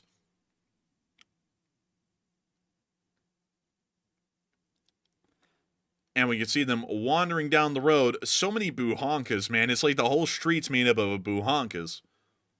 Just nothing but nasty trucks, I'm telling you. Nasty. Like, zoink scoop, I think we cracked the code. Ruh-roh raggy, drone strike. Something like that. The whole road was littered with nasty trucks. You never seen nastier trucks than these? Oh, so nasty trucks. Look at this tank. What the hell happened to it? Crazy tank. They said Scooby and the gang was coming down to the front in the Scooby van. They got freaking obliterated. They sent down a second one. Freaking obliterated. We sent down a donkey. It got chopped up and eaten. They're starving down there. They're eating the donkeys. They're eating the horses. Like, they're eating everything. But moving on from that and out of that clip, we're now moving on a little bit further on down towards Svetove, where we got to see the Russians getting hit around this area by the Shadow is Money Gang. We love casting spells. Walk with your boys. Damn, son, where'd you find this? We make it look easy. Real trap shit. Like, it's like... Well, you say, where do we find this, Bliat? We found this from the shed out back. It's an M20. Have some. No cluster, too. Here, have some salt and pepper. Did someone miss the salt and pepper, Bliat? You gotta tell them, you gotta make sure to say, don't miss the salt, don't miss the pepper, don't spit on it. Also, I haven't done that impersonation in a long time, like the damn son one. I see people are wilding about that one. They're like, damn, that's so good. Honestly, I can do that like impersonation the best out of all of them, really. That's probably my best one. Man, I think, let's see. I can't even really, y'all tell me what my best one is. I wouldn't have a clue at this point. But moving on from that and down in Seversk, we did also get to see the Russians getting hit down here as well by the 54th Mechanized Brigade, which is heavily active in this area at this point, and in incognito mode. Oh, look at that. Google Chrome, incognito, playing it safe. Oh, and what's this white smoke that's coming off the bottom of this drone, I suppose? I wonder. It looks like thermite. Oh, it is thermite. Oh, and there went the drone. Oh, like, oh, it went down. It just went. Oh, now it's cooking up down there. Oh no, starting one of those dreaded forest fires. Dude, so many people are giving me different answers for what the best impersonations I'm doing is. Some people are saying Sam Elliott. Some people are saying Rodney Dangerfield. Some people are saying Popeye, the Popeye yell. Wow! That one's really good. Let's see. Whoa, what the hell? You got the All Eyes Shut movie going on here or something. Oh. Sketchy looking. Dude, Eyes Wide Open Shut or whatever that movie's called that Kubrick did. I can't remember the name of it. Eyes Wide Open Shut. Like, I think it's Eyes Wide Shut. Name, man. I think it's Eyes Wide Shut, I think. Correct me if we're wrong, folks, in the chat. But nevertheless, there are so many different answers. Some people, Attenborough. Let's see. let's see here. So David Attenborough, Trekkie Dick. Like some people said that's a pretty good one. Mike Tyson. Dude, actually every single one of them. Someone said Joe Pesci. I guess that's like my generic, like, Italian New Yorker kind of an accent that I do. But moving on from that and down towards Bakhmut, where you did get to see some Russian positions being burned again by the thermite drone. It's back and at it again. Oh, look, the Mosul orb's back, too, over there on the right corner. Man, it's that modulated, like, orb that the U.S. Army came up with, where it sits there and goes, give up, or something like that. It's like, I'm the voice of God, give up. Remember that they were going to Americans, your country has abandoned you. Actually, it would have been, Iraqis, Saddam Hussein has abandoned you. Something like that. It's like, dang, man, that thing is twinkling. It's pixie dust, I suppose. Anyone That's looking crazy. Just attach that to a drone and just drive it around and just sprinkle it everywhere. It's a little bit fascinating. It's like Salt Bay, but war form. And not a scam. Salt Bay, Salt Bay, but automated. AI finally took over Salt Bay's job. We're screwed. We're gonna have to redesign the social contract. How about no? So yeah, how about no? How about we keep our jobs and not let the computer take it over, so we all don't go starving and hungry? Next thing you know, someone's going to try and create an AI imitation of the Enforcer. They're not going to be able to beat me. They're not going to be able to beat us. Like, they're not going to do it. We're still going to be on air. But anyways, moving on from that and out of that clip, it's now time for us to move a little bit further on down towards Bakhmut, where we got to see a Ukrainian drone eaten up. And what's that? Is that a fork? That looks like they're saying "fork you." Enough said. Like it's exactly. F7. That is an EMD cab unit. We're not even going to get into that. But anyways, here's the clip of the drone. Low battery. Oh, look, it got a shrimp. Oh my God. Is that a shrimp or a sushi or what is that? I think that might be a cod fillet. Like, I'm not lying. I think that's a cod fillet on that fork. Dude, this drone was hungry and now it's eaten. I like that. Man, I think honestly, the North Koreans might not have withdrawn from the battlefield because this is the idea I had to lure the North Koreans over to the Ukrainian side. Put a little bit of this like high premium meat on a steak fork like this and send it over there. They'll come your way. Dude, Uber Eats thought they had it down. Now we've got Ukraine Eats. like, and it's even better. They literally fly it bite to bite right to your mouth. It's an amazing thing how that works. But moving on from that and out of that clip, it's now time for us to move on down towards Avdiivka, where we got to see a truck cooking. And also the Russians were watching from a distance as it had near nuclear explosion. So here's the clip. Да что-то я не знаю. Ёшкина мать. Holy cow, he said. Like, Вот это да. Быка вез. Он с фургоном же, по-моему, был. Ё. Красиво. Beautiful. watching someone's truck explode, he's like, wow, it's beautiful. Like, it's like, dude, you're about to get a mule, like, or a donkey here in a minute, man. It's not going to be beautiful after Да that. он ракеты вез, слышь, или на ТОС, нахуй. Нет, Oh, it was carrying, wait a minute. Oh, and it was not carrying thermobaric rockets. He just corrected ТОС. himself. Наверное, на этот...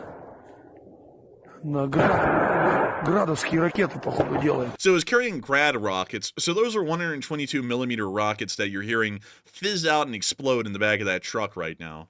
How's this guy not even know what he's carrying or what they were carrying? Dude, he's a conscript.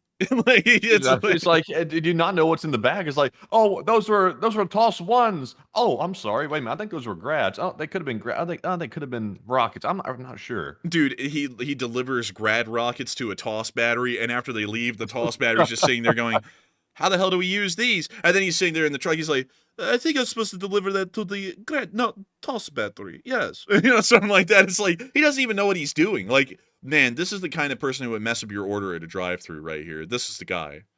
Man, this is the type guy that gives you like 5.56 or a 7.62 rifle and everybody gets blown up. No. Better yet, you ask for 30-06 and they give you 308. Yeah. Something like that. Yeah, it's something like that, you know? Ядрён батон. Бах. He's like, listen to the explosions. Oh. Ёба. Вот это да. Вот тогда. Прикольно. I can't tell if this guy's rejoicing or if he's upset or is he confused or what. It's just, you know, risky logic. Good lord, Да, dude! это градовские ракеты. Now he's finally sure they're grad На град rockets. боекомплект вез. He can tell by the sound of them blowing up. He hears that quite often. He's like, that sounds like a grad to me. This tells you how often they lose grad rockets in attacks like these. Oh, I've heard that sound 1,000 times. That's a grad. Dude, he doesn't know what he's carrying by the shape or size of it. He just knows them by the explosion they make. Oh, and we can hear a He's dirt very bike hungry. revving up. Oh, that was a dirt bike? I thought it was Yeah. his stomach growling or something. Yeah, I was like, oh my lord. Oh man. But moving on from that, and on towards the front, we got to see the donkeys. So I'm just kidding. We're going to skip that one because Matthew's going to be like, oh my god. But anyways, we did get to see a tank get hit pretty hard by the 414th Music Ensues. Hit right in the back of the turret, right at the engine bay.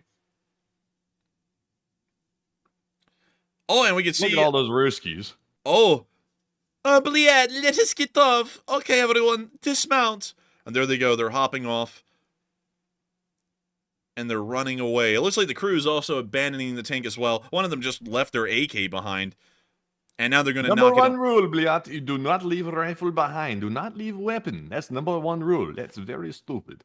You know what is so crazy, though, Matthew? Like, when you think about it, if the driver's hatch is open, it doesn't take a lot to cause a complete ammo detonation in these tanks, because the ammo is literally right behind the driver's hatch in a carousel under the turret. So if you explode something at the driver's hatch, it blows up the whole tank, like this, right here. Yeah, it's a pretty bad thing for them, but it's good for us. Good for us, bad for them. That's how we like it, and that's how it's going to stay. Oh my lord. Rev up those fryers. Like, oh my god. I love how the turret turns into like one of those like teapot kettles, like with the smoke coming out of the side of it. Why are they flashing what the hell is that? World Busters. What's that say? Worm Busters. Worm Busters. Man, I tell you what, they out here scaring me with those logos. The cease and desist lawyers are flying out to Ukraine right now. like they're boarding the plane in Burbank. They're heading straight over. But moving on, that scared me too, man. I was like, oh, I saw my life flash before my eyes with that parody logo. I was like, oh my god. I was like, it was a parody, though, to make it clear. It was just a parody. It was a parody. It was a parody. I swear, it was a parody. It was a parody. Please, to the Warner Brothers studio in Hollywood, do not come and break our ankles. It was a parody, and it was not even ours. I beg of you, please, don't do it. Don't do it. But anyways, moving on from that, I think we're in the clear, Matthew. Also, they took the fire warnings off the map. I guess they're over. Interesting. That's a good thing, at least. They took them all away. Are the ones down here gone? They're also gone. Let me go pull up California fire news, because I have a feeling they're not all out. California fire news. It looks like the fires are actually out. Well, that's a good thing. I thought they were still raging somewhat, but I guess nobody really announced it when they went out, but everybody was like real quick to say, oh, look, it caught on fire, but nobody said, hey, look, they got extinguished.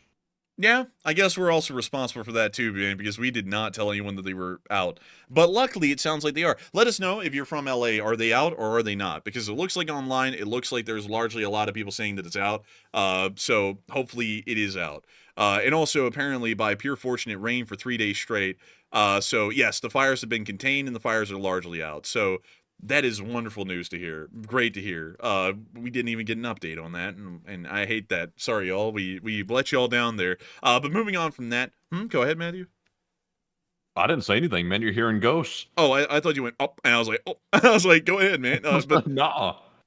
But anyways, I digress. It's an absolutely crazy thing. Let me go ahead and just pop an Altoid peppermint flavor in my mouth, so that way we can get through the remainder of the news, because we only have this one last piece in Robotny, where we got to see the Russians getting hit with hammers. And no, it's not the Alabama hammer, it's the French hammers, the AASM 250s, I believe. And here they come. Oh! What a bomb. Ay. Ay, caramba. Or something like that, since you did that. But anyways, look at this. Look at the creator, блядь. Big creator. Well, man, they messed him up with that one. Man, I'm telling you, they really did. But moving on from that and out of the southern area, it is time for us to move on down into this area. That actually was not the last piece of news. I lied. We got this whole bit in Russia that we didn't even cover. We did get to see that Ukrainian drone attacks were raining down throughout the territory of Russia, in the Rostov and the Krasnodar oblasts. Wow, those are really revved up.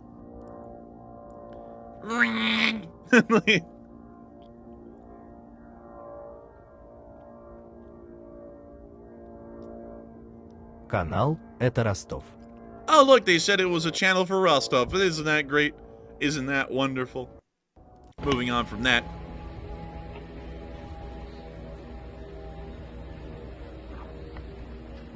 Wonderful noises. We also got to see wonderful damage down in the area of Primorsko-Akhtarsk, where we got to see that a Russian airfield was lost. Look at it cook.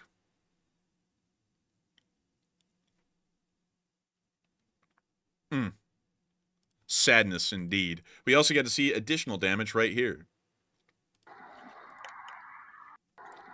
It do be cooking. And moving on from that, we also got to hear of the early warning that was given about the massive drone attack that was incoming. They said, urgent massive raid on Krasnodar region. Of the 35 drones that flew to Crimea, at least 22 went to Krasnodar. Hide, everyone!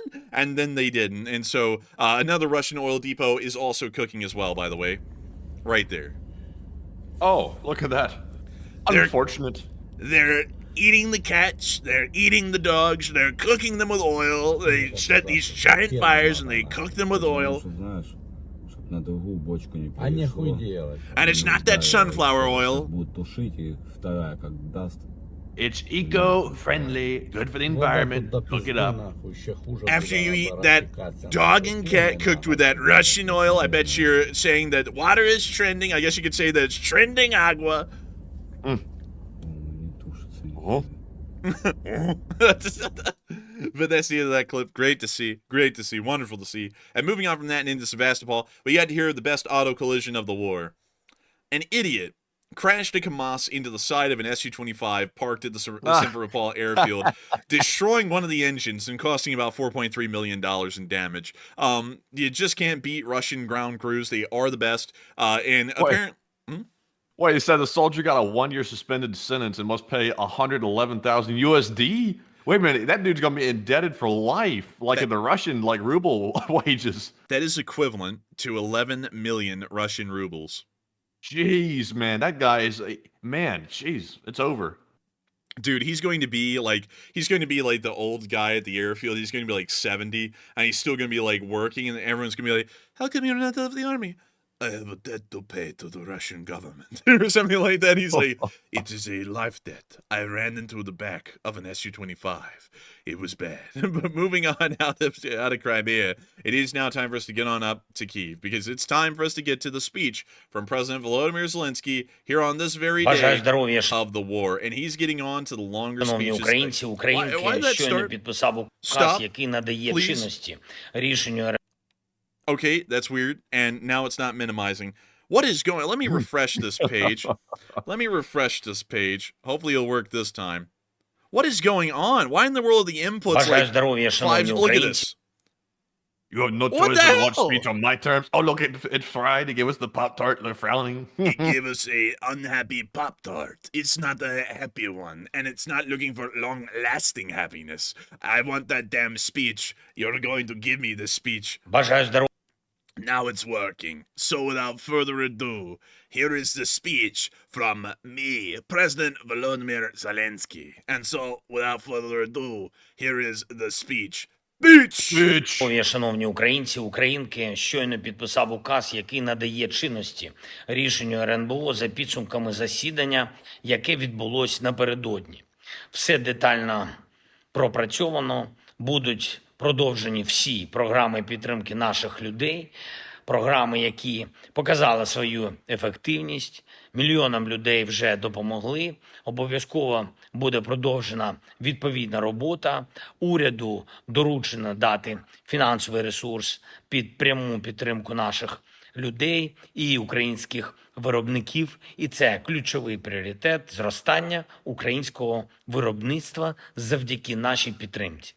Це дасть більше доходів бюджету громадянам, більш робочих місць нашим українським громадам і, що дуже важливо, більше самостійності нашій державі.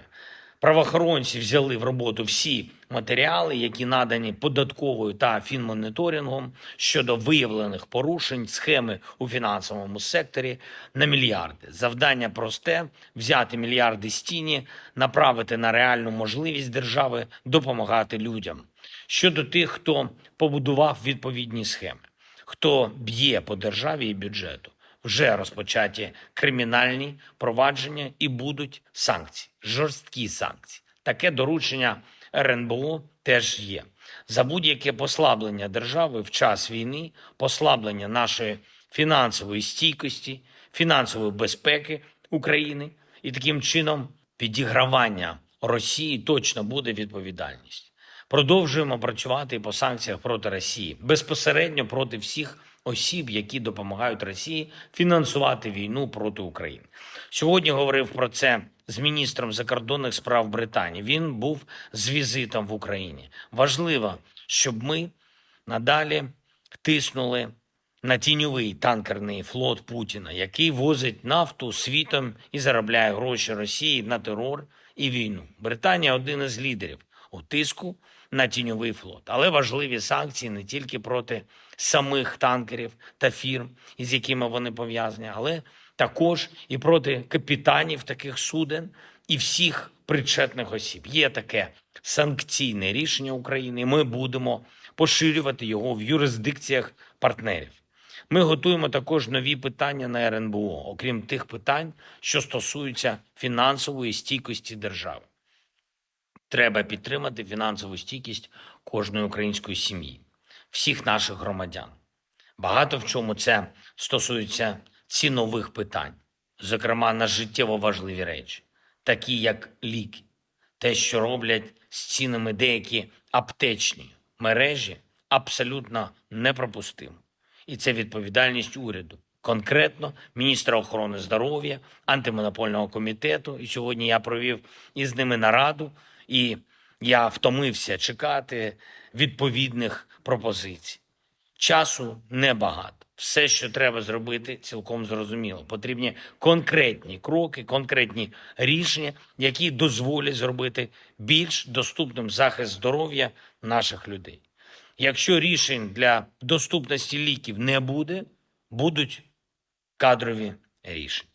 І ще, ми значно активізували наші контакти з американською адміністрацією, також доволі предметно контактуємо з іншими нашими партнерами. Україні потрібен реальний, тривалий і гарантований мир. І засоби, щоб в Росії завжди знали, що очікує тих, хто хоче зла Україні. Ми відкриті до сильної дипломатії, ми саму таку дипломатію і готуємо, і для цього потрібна стійкість наших воїнів, результативність нашої армії, модернізація нашої армії. Сьогодні обговорили деякі новації із Павлом Палісою, бойовим командиром, який знає настрої, потреби фронту. Я дякую всім, хто нам допомагає. І щастя цього дня вдалося нам звільнити ще 150 українців з російського полону. І деякі з них були в полоні протягом років. І це дуже-дуже складно повертати наших, але ми це робимо і будемо робити. Маємо повернути всіх. Слава Україні! And Slava. And with that, that is the end of the speech from President Volodymyr Zelensky and the beginning of a statement from a viewer. A viewer said, Justin 1213, you guys obviously don't know the difference between a donkey and a horse and a mule. And my response to that is, yes, we don't really know, at least the difference in between a mule and a donkey, because unlike you, much to your great misfortune, we didn't have to learn the difference in between them and what our mother looked like. But nevertheless, I hope that's it. Nevertheless, I hope that does address that well. And with that, it is time for us to move on to the second part of this stream, where we get to talk to all of y'all. And of course, Justin, I'm just kidding, but I'm sure that the missiles will be flying here in a second. But nevertheless, I hope that does address that well. And we are going to be moving on to the second segment where we get to talk to all of y'all. And boy, howdy, what a fun time it is. We absolutely love getting to talk to each and every one of y'all and tell y'all all about what is going on and what the news is today. And I got to thank each and every one of y'all so much once again for watching so far tonight. I hope y'all been enjoying incredibly well. And I got to give a massive thanks to the 52,000 people who have been watching so far, because it is absolutely amazing and incredible to know that so many of y'all continue to choose this channel to be your primary source of news. We're always honored by that, and we got to thank you all so much for that once again. But with that, it is time for us to move on into them question segments. And so, Matthew, what do we got? All right, so moving into our final question segment of the night, we have, of course, our super chats to get to, and also, just to make it clear, we are fresh out of polls, but we still love the polls very much. But moving into our first super chat, the last segment, this one goes to Dustin Mayo, who puts in a very generous $50 donation. And thank you very much, Dustin, as well, for helping to keep the channel running and keeping the lights on, the coffee brewing, and also the videos being edited, produced, and put out. And the Greenland video is coming soon, by the way, I will say that. But thank you very much, Dustin, for that support. He said, Alaska is willing to send Ukraine our own personal air force of mosquitoes to beat the Russians. And I gotta thank you so much for the support, Dustin Mayo. And I gotta say, mosquitoes are rough, especially apparently up there in Alaska. I've heard there are loads of mosquitoes in Alaska, and a load of mosquitoes down in like places like Panama. Weirdly enough, I don't really see a lot of mosquitoes anymore in the South, Matty. Have you noticed that? Like back compared to when we were kids versus now, I really don't run into a lot of mosquitoes anymore. Man, I think the mosquitoes grew up and turned into some people that I know. Man, parasites. The mosquitoes went, it got bigger. Oh man, one of those mosquitoes came by and tried to give us an ultimatum. Beyond that, I do have to say that that it is a very nice offer, Dustin Mayo, to give out all those mosquitoes to Ukraine. I'm sure that they could take them. But also, Matthew, there actually is a reason why we have been seeing noticeably less mosquitoes down here in the South. Did you know that there's actually a breeding campaign that's been going on here in the South, especially in Florida, to pretty much kill mosquitoes just completely, to practically eradicate them for the large part? Wouldn't that be the opposite of a breeding campaign, though? So here's what they do. They actually create a modified genome of a certain kind of mosquito. I forgot how exactly it works, but it goes along the lines of they create a certain kind of a genome of a mosquito that exists, that is pretty much like lab bred for the large part. It goes out into the wild. It's far more attractive to the males than the actual reproductive capable females that exist in the wild. And so instead, they just breed with the lab grown ones, and there is no offspring. So they pretty much end up killing off massive mosquito populations doing stuff like that. And so far, I think I've heard that it's going successfully, like incredibly well in Florida so far. And I think it's been expanded to throughout a decent amount of the Southeast. So that's kind of why we're not really seeing that many mosquitoes anymore most times, is because generally the mosquito populations are starting to be killed off a little bit more each year. Interesting. Well, that is fascinating. I think I recall hearing something about that. I think I just forgot about it. But yeah, that's interesting. So they're genetically modifying mosquitoes to go around and basically take the other ones out. Pretty much, it's pretty much genetic warfare at this point in the mosquito world, and it looks like we're winning. Also, there's another interesting thing. I believe we like drop mosquitoes en masse over Panama, or some other place in Central America. I forgot. Wait a minute, no. It's some other form of a creature. I forgot what it is. But we pretty much do it to create a barrier in between us and South America, so that we all of their invasive species don't travel up through this way. Those parasites will practically kill them off before they make it up here. I forgot. I don't know how I feel about that type of stuff. Like, obviously, I'm glad the mosquitoes are cut down because I do realize that there's a lot less mosquitoes now. But it's like at the same time, though, there's something that like has a concerning sound about that. To be perfectly honest, like mosquitoes that are genetically modified is roaming around like the U.S. skies and stuff like that. It's like, that's like, that's kind of a good thing and kind of a concerning thing at the same time. If they bite you, I promise you, you're not going to turn into Mosquito Man. Yeah, oh yeah. Mosquito Man. Oh, okay. I was whatever sure where you're going with that. That's why I was stuttering. I was like, cooks a turkey in a mesquite, leaves it on the bathroom seat. Look out. Here comes the Mosquito Man, or something like that. But yeah, that was the joke, Matthew. Mosquito Man is that. Interesting. Okay, that's good to know. Like Spider-Man, it's like a play on Spider-Man. It's I Spider-Man. got you. I got you. You know what I mean? Like, I was just trying to make a joke there. You're not really laughing at a lot of my jokes. Oh man, I'm telling you. But anyway, so that I hope that does address that well. I hope that does explain a little bit of the joke. But beyond that, it's fairly interesting. I forgot what we dropped though in Central America. If some of y'all can tell us what it is, I would love to know. It's like a boat fly or something like that. It's something along those lines, but I forgot what the specific creature is and where we're dropping it in Central America. But I believe We dropped a little bit of that American ultimatum on the canal. That's what we dropped. It dropped it right there at the beginning. we're dropping blood-sucking parasites into the Panama Canal area to stop things from traveling from South America up here. We call those blood-sucking parasites the tax people, like or something like that. Like no disrespect, like no disrespect intended. But anyways, with that, I hope that does address that well. But still, thank you once again for support, Dustin Mayo, and helping this channel to keep on running. And what a generous offer from the state of Alaska. What is the state of Alaska's bird, mind you? The state of Alaska. It's like a state of being. The state fish is the Chinook. I think that's a helicopter. But let's see. But do they have a bird? Do they have a national bird, or do they just have a national fish? Well, state fish more so. Let's see, state bird. It's the willow. The what? It's called the ptarmigan. The ptarmigan, I think, because I think the P is silent. Probably like probably so. Yeah.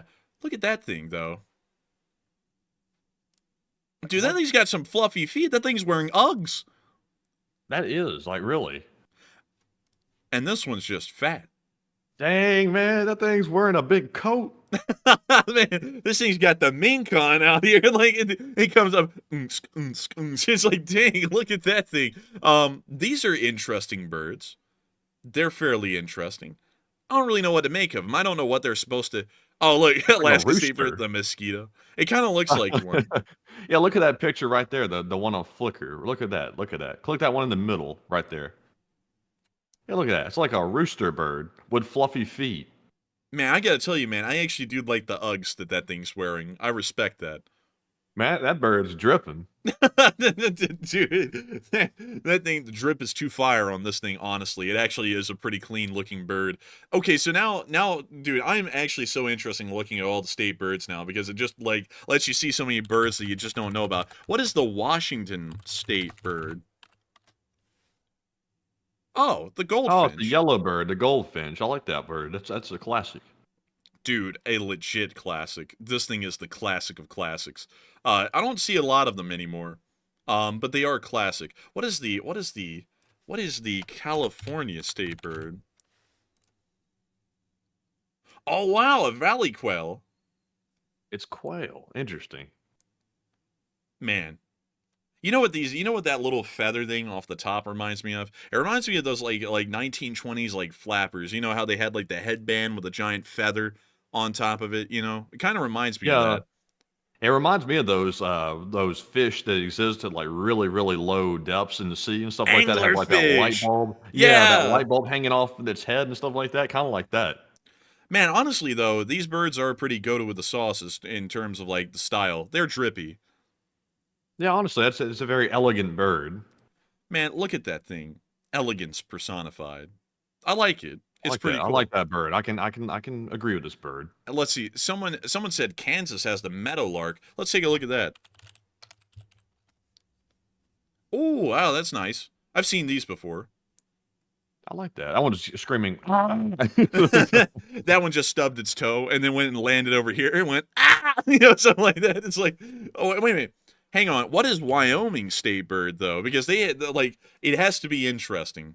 Okay, it's just the same one. It's just a meadowlark. So what is Colorado's then? Is this going to be like that gray bird that we were looking at in the South yesterday, Matthew, where every other state had that as their bird? Oh, what is this? That is an interesting bird there. I'm not sure if I like that bird. It's like a crow, but a bird, a normal bird. It's the Denver Audubon. I don't really like that. Or a lark bunting. Oh, it's called two different things? Actually, that's the article author. I'm Oh. stupid. Sorry, everyone. I'm so sorry. That is not the name of the bird. It is a lark bunting. Sorry, everyone. I'm out here looking like an idiot right now. Like it's look at me. Call me call me a clown because I'm the entire circus. But still, yeah, I don't know about this. But this was kind of bland. What is another state that might have an interesting bird? What's the bird of Maine? I wonder. Oh, look at that. Oh wow, a fluffy bird. A chickadee. Is that what that's called? It's, Yeah. Okay, that's actually chickadee. I was wondering, is that the name of that article? Like, the chickadee? I'm not joking, by the way. But no, that's a fluffy bird. That is a cute little bird right there. I like that one. What is the bird of Vermont? The top 1%. Also, Templar 388 said, quote unquote, that's a crow, but a bird. No, I corrected myself. I said a normal bird. I realized that sounded pretty stupid when I said it. I was like, no, a normal, like small bird, not like a big one. Man, dude, respectfully though, this is the hermit thrush, the state bird of Vermont. That bird looks very focused, determined bird. You know, this one down here is going, the top 1% of this country owns half of this country's wealth. You know, something like that. I need your donation to my campaign. Like something like that, you know. I have 3 houses, one in Maine, one in Vermont, one in New Hampshire. But I'm a person of the American worker. Something like that. Anyways, what you know what? All the workers have 3 houses and vacation homes to boot. Honestly, that wouldn't be a bad arrangement. Like for the ew, this one's sickly. Ugh, man, that's a tough bird right there. Dude, this one looks like it had like a strawberry daiquiri dropped on it, and it like got like the dye all over it. Like this bird doesn't look right. Something ain't right about that bird. Oh, that one's cool. Yeah, I like that one. That one actually had like really good coloring on it, but the other ones really don't. Yeah, the rest of them are pretty. What's Massachusetts now? Like, since we're up in this area, what's Massachusetts? I misspelled that, but oh well.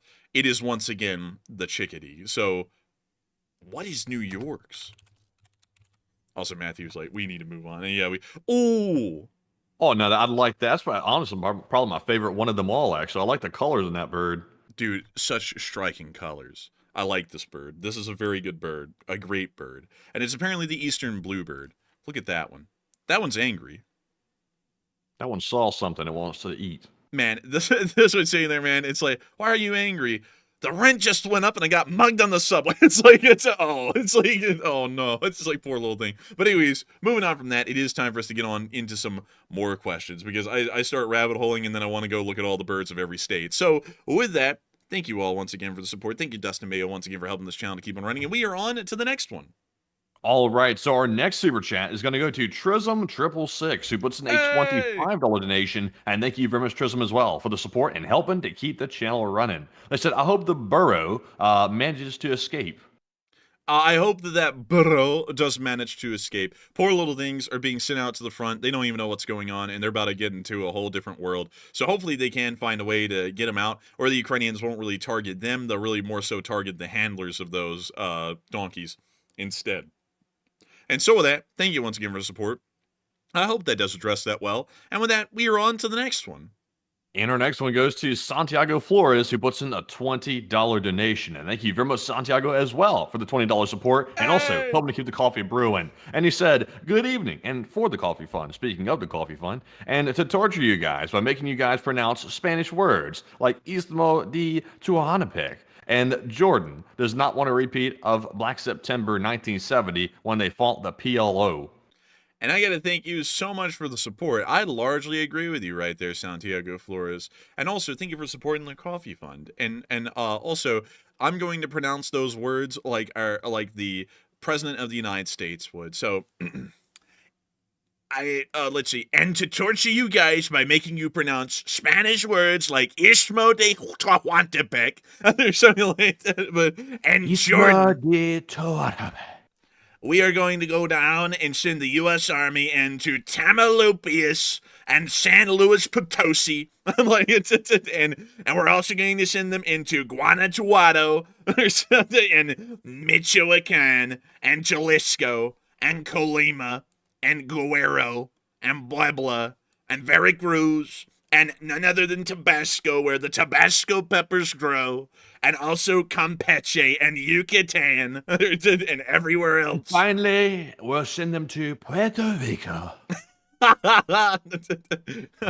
We'll send them there because 2 Corinthians. But nevertheless, I got to thank you so much once again for support. I would agree with you. Jordan does not want to live through that again. Jordan's actually had a decent issue in the past with dealing with radical Islamic factions throughout the region, and that seems to be something that they're wanting to avoid nowadays because they have made Jordan an incredibly stable country and a very successful country as well, and they generally want to keep it that way. So with that, I thank you so much once again for support and helping this channel to keep on running, because if it wasn't for folks like you, we wouldn't be able to make this thing possible and keep it rolling. And so with that, a big thanks to you once again, and let's see. Someone said an entire sentence in Spanish. It was Cornered Stone. They said, El perro sabe más que tú. And I gotta say, no. But beyond that, with that, I hope that does address that somewhat well. And with that, we are on to the next one. All right, and our next one here goes to none other than Gunfox, another channel legend, who puts in a total $40 donation, and thank you very much, Gunfox, for the support, and he has 2 days in history for us to cover. He says, March 16th, 1966, Gemini VIII, 8 for Matt. Oh, thank you. Gemini 8 suffered the first critical in-space system failure of a U.S. spacecraft, which threatened the lives of the astronauts and required an immediate abort of the mission. And also, the Gemini 7, the crew of Frank Borman and Jim Lovell, spent nearly 14 days in space, making a total of 206 orbits, and their spacecraft was the passive target for the first crewed space rendezvous performed by the crew of the Gemini 6A. And also, question from the chat. Thank you so much for support. And here's a little tiny film of the Gemini 8 trying to line up with its targeting pod that it was supposed to moor with. That's actually pretty cool to see right there. That's actually pretty neat. That's really neat. That's really cool. And I got to thank you so much for the support. What's that thing in the background, though? Like, what's in the reflection? Are you seeing what's in the reflection? Are those aliens? Those are the astronauts inside. They're Oh, reflecting God. on- Oh, God. Oh. This is all Hollywood. It's CGI. Like, or something like that. You know, something like that. But still, very interesting here that this was the first mission that ran into a serious issue and was aborted. Luckily, it wasn't like the Soviets where they just let you keep going until you got killed. I just thought I saw an explosion, right? Oh, no, that wasn't an explosion. That was just the thrusters working properly. I thought that was an explosion in that clip. But still, let's see here. Oh, look at this. It's spinning and undocking. Isn't that neat? Oh, that was really cool. It just like jettisoned right off. That's crazy. That's crazy right there. These films are so small. And then we got this picture here of them in the pod. Luckily, those things didn't inflate while they were the wrong way around. Like, you know, where the doors are on the other side. It's like, that would be a shame if that happened. I'm assuming that they probably made it to where that would never happen. But still, that's pretty cool. Pretty neat, actually. It's kind of neat how they just ride it kind of like a car, too, you know, when you look at it. Like, there's some car seats in there. Looks kind of sketchy, actually, when you look at it from this angle.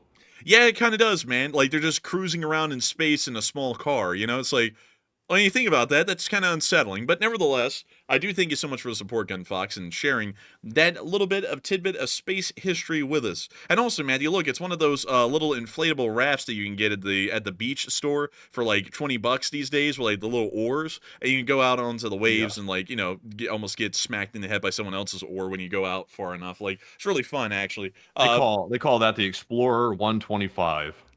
You remember it. I can't believe that. I can't believe that. That's actually cool because I didn't remember it. But still, that is literally that. Like, that's exactly what they look like, the shape and everything. But still, with that, I hope that does address that well. Thank you once again for support, Gunfox, and helping this channel to keep on running. And thank you for continuously sharing with us more days in space history and helping this channel to keep on running. Because folks like you keep making this channel a reality day in and day out. And if it wasn't for folks like you, we would not be able to make this channel possible and keep it running. And so a huge thanks to you so much once again. And we are on to the next one.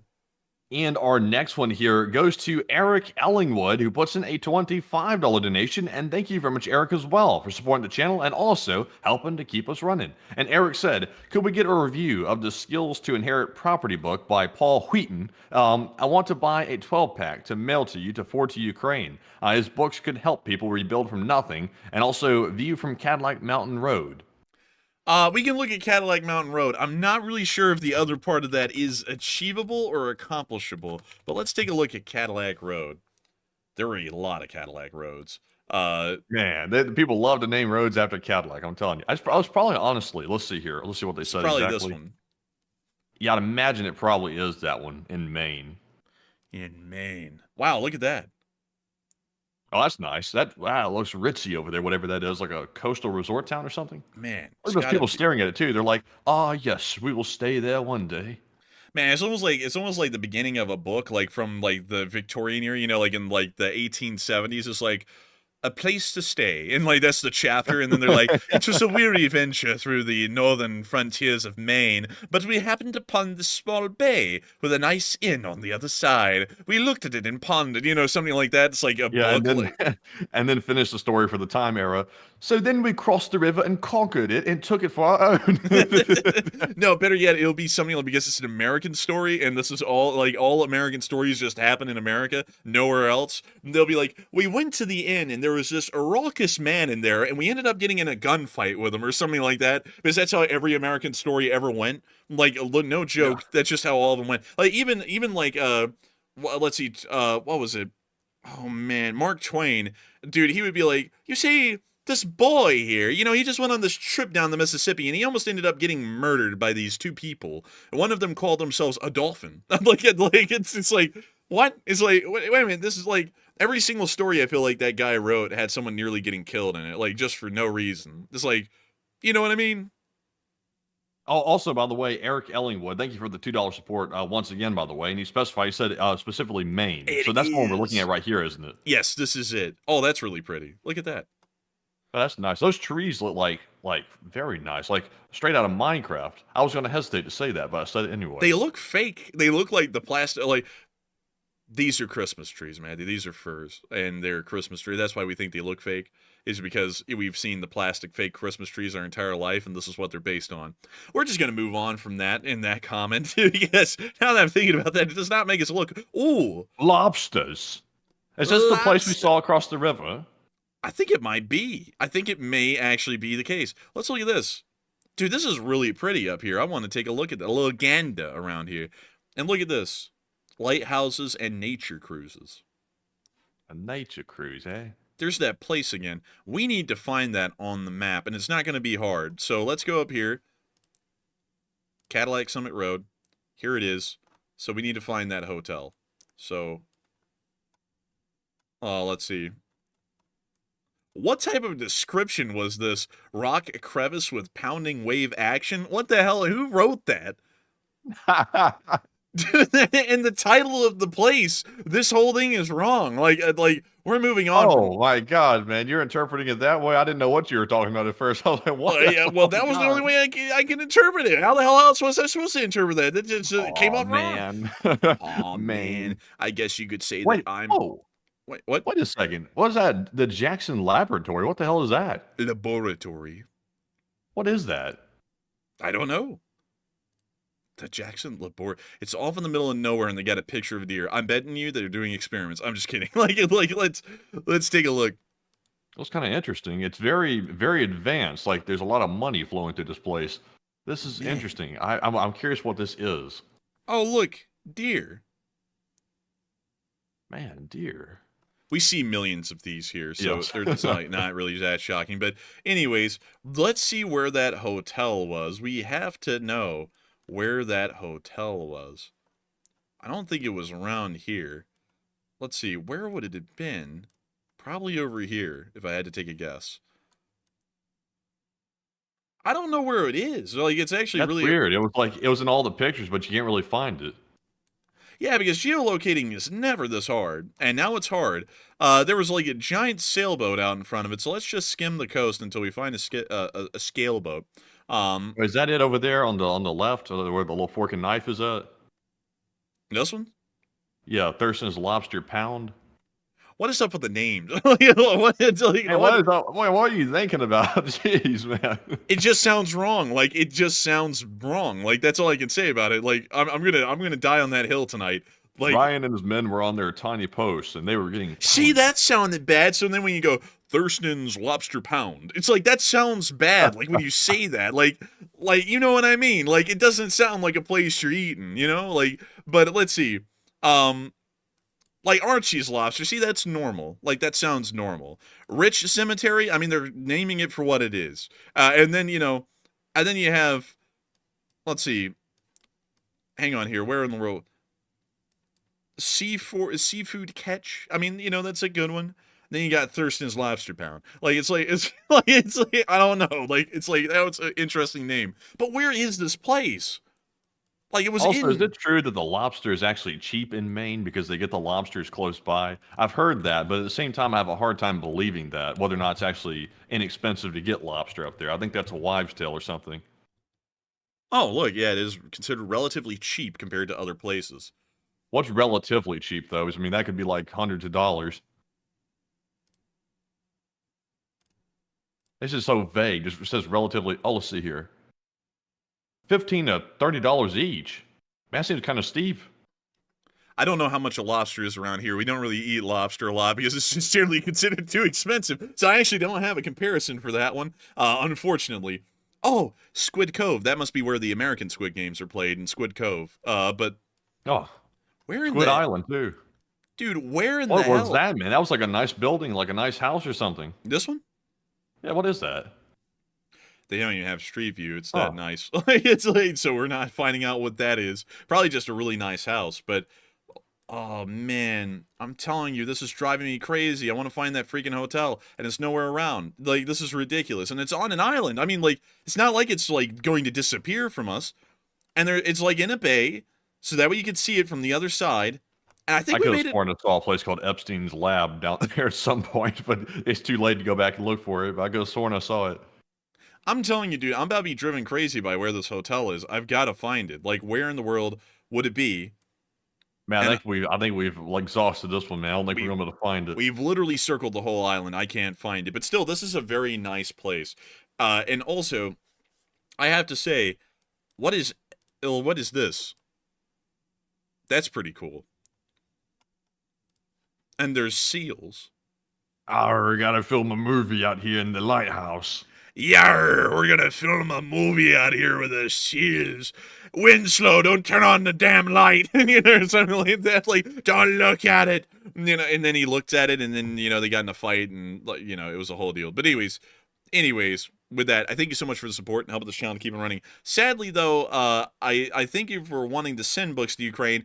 I think that BlackRock's largely got that under control, and also we really don't have an easy way of forwarding things to Ukraine. And also shipping costs a lot. It costs an insane amount because you have to get a forwarder from Poland to send it into Ukraine, and getting it even to Poland by the pound is incredibly expensive as well. So sending like 12 bucks, guessing the weight on that could probably cost like $400 in shipping. So we really do not have an easy way to do that without it costing a lot. And so with that, I thank you so much for the support, though, and helping this channel to keep on running. I hope that does address that incredibly well. And thank you once again for helping this channel to keep on running. And with that, we are on to the next one. Also, real quick, while we're still on it, Eric Ellingwood put in a 5 and said, Bar Harbor Inn and Spa overlooking Mount Champlain. Let's go back, now that we have this info. Bar Harbor. Let's see, so Bar Harbor Inn and Spa. We passed right over it. We're freaking blind. And this is right there. This is where they were. They were looking over to here. And there's that pier. We missed it. What, dude, our geolocation skills are getting worse, or at least mine are. But look at this place. Only $179 a night. Wow. That's actually kind of a little pricey, but that's still really nice. Look at that. That's not that bad considering it's like, you know, VIP views and stuff like that. I thought it was going to be like more like 500 a night or something. Man, honestly, this is really, really nice. I mean, you know, like, wow. You know, there's really nice places like that out in the middle of West Virginia. Did you know that, Matthew? Did you know that? Like in, for example, in Roanoke in Virginia, which is in the middle of nowhere, by the way, mind you. Look at that. It's in the middle of nowhere. It's near I-64, but really nowhere. You go into Roanoke, right? You go next to the rail yard, right? You know, like right here. And boom, look at this. This is the Hotel Roanoke. In the middle of nowhere. Yeah, I think I like the other one better, I think. What? You know, Billmore, Biltmore feels like it's out in the middle of nowhere, but it's really not though. It's right next to, I think it's Asheville. something. Yeah, Asheville. It's right next to that, so it's really not out in the middle of nowhere, but it feels like it when you're on it. Man, it is. It was really weird going out there, man. Honestly, and let's see here. Let's go look at that. Let's go gander down in Asheville, which is near the Nantahala National Forest, which I didn't know about. But still, here is Biltmore, right. Well, this is the park, but Biltmore Estate is right here, and it's surrounded at this point by Asheville. Like the whole estate surrounded by Asheville, North Carolina. So it's like in the middle of everywhere, but it feels like it's in the middle of the woods. And generally that's just because, well, it really doesn't even have distancing because they actually built like these residential areas that literally pretty much are like right up on Biltmore. So there's Biltmore, and from the front of the like little park that leads up to it, there's a house like only a half mile away from there. So it's like it's honestly like in the middle of everything. Yeah, that's pretty neat. Asheville's an interesting town. Like it's sort of interesting. It's actually quite nice actually. Biltmore's nice too, but it seems like it's just really out in the middle of nowhere. Actually, it's a pretty neat little town. Actually, it's a very artsy kind of a town, so it's got like a lot of arts kind of things going on here. And that's why they have this Monopoly iron, or a classic iron, as some people would know it, in the middle of the town. They all got all kinds of interesting stuff here. Look at this. They paint the streets. They do all kinds of stuff. There's the Asheville Rail Yard. But one thing that is neat that we didn't get to see, Matthew, when we were up there, because we passed like right through Asheville and right over to like Pigeon Forge and Gatlinburg and stuff, we didn't really get to see the Nantahala National Forest, which is down here, which is really, really pretty. I didn't know about it until recently, and that's because I'm playing a game called Railroader that's based in the Nantahala National Forest, and it is pretty neat. It's pretty cool. Really pretty, actually. And I would like to go there one day and see the place myself. But nevertheless, I hope that does address that somewhat well, at least the best I can, It's just, I just find it to be interesting and neat and pretty, Like, it is what it is. But anyways, with that, thank you all once again for the support and helping this channel to keep on running. And I hope you enjoy this taking a look around the area of Bar Harbor on Mount Desert Island in the middle of Maine. And so with that, thank you once again. And we are on to the next one. And our next one goes to Howard Mendelson, who puts in a very generous $50 donation. And thank you very much, Howard, as well, for the $50 support and helping to keep the channel running. And Howard said, those poor donkeys know less than the North Koreans. And it's really sad when you think about it. Those poor donkeys really know nothing of what's going on. But I do thank you so much for the support, Howard Mendelson, and helping this channel to keep on running. And I have to say that I do feel sorry for the donkeys because they're living little creatures that have to go out there into the middle of a war zone and they have no idea what's going on or why they're there or why anyone's going to be trying to blow them up. So it's a pretty sad thing when you think about it, but sadly a reality of war as well. And so with that, I hope that does address that well. Thank you so much once again. And with that, we are on to the next one. And the next one goes to South Carolina Deer Girl, who puts in a 20 as well. Hey! And thank you very much, South Carolina Deer Girl, for that support and helping to keep us running. And speaking of deer, we have another topic they said in their super chat. It said, USA combat donkeys. USA combat donkeys? I think we had a few, but they were like used for special forces. Let's see, US combat donkey. They were used for like special forces in limited instances in Afghanistan, generally where vehicles could not pass, and that's why they kind of existed. Also, you could see right here in the Algerian War a photo of a French soldier actually carrying a donkey on his back. Portable donkey.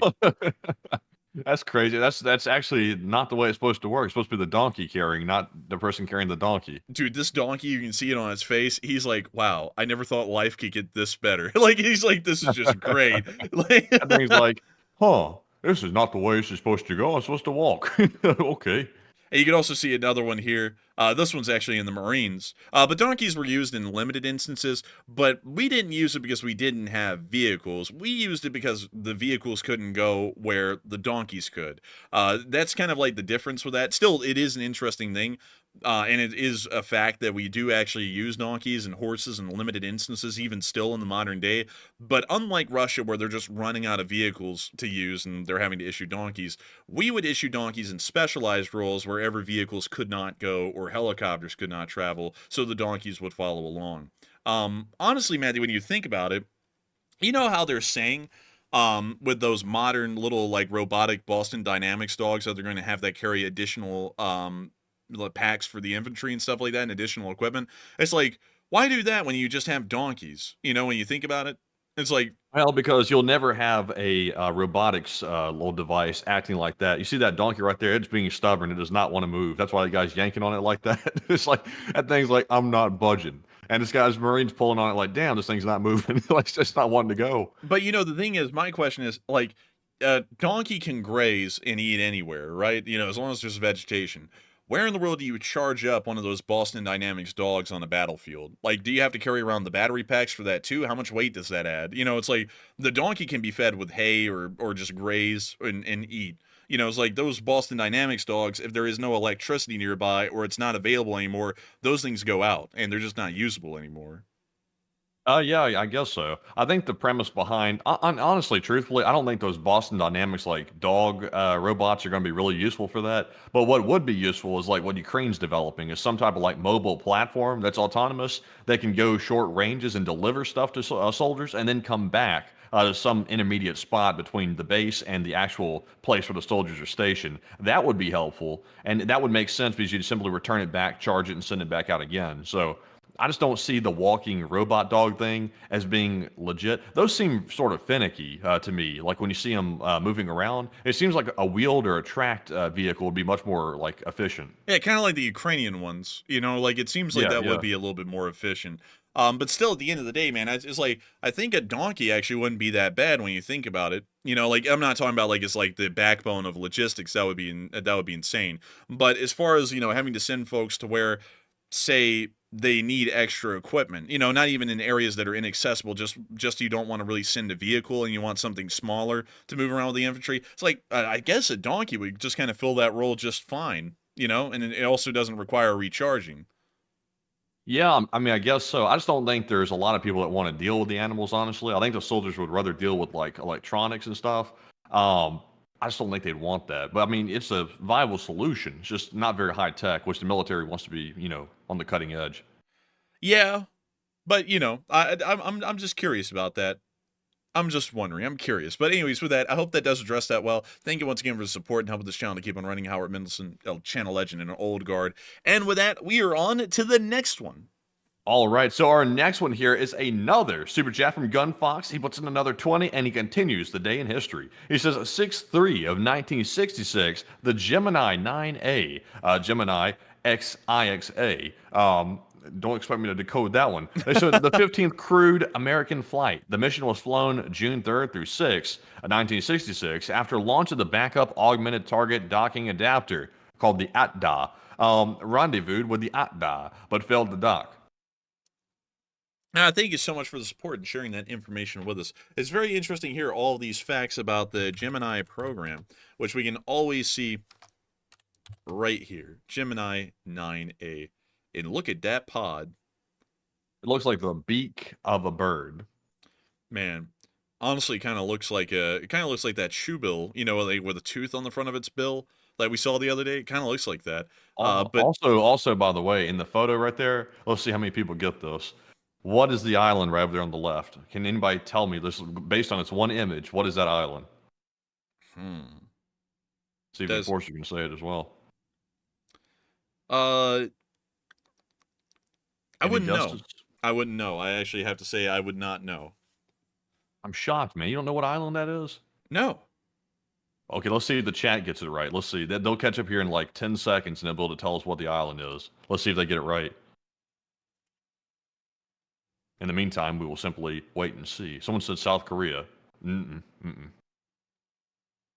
said Taiwan. Someone said Madagascar. Someone said Rikers. Hell no, it's not Rikers. Rikers Island. Let's see. Someone said Guam. I mean, these are good guesses. I have no clue, so I'm hoping somebody gets it right. Oh my God. You kept us here this long to say that. My God. Anyways, moving Honestly, on. though, I wish... Wait a minute. It was below the caption. Go back up. Let's see. No, it was not.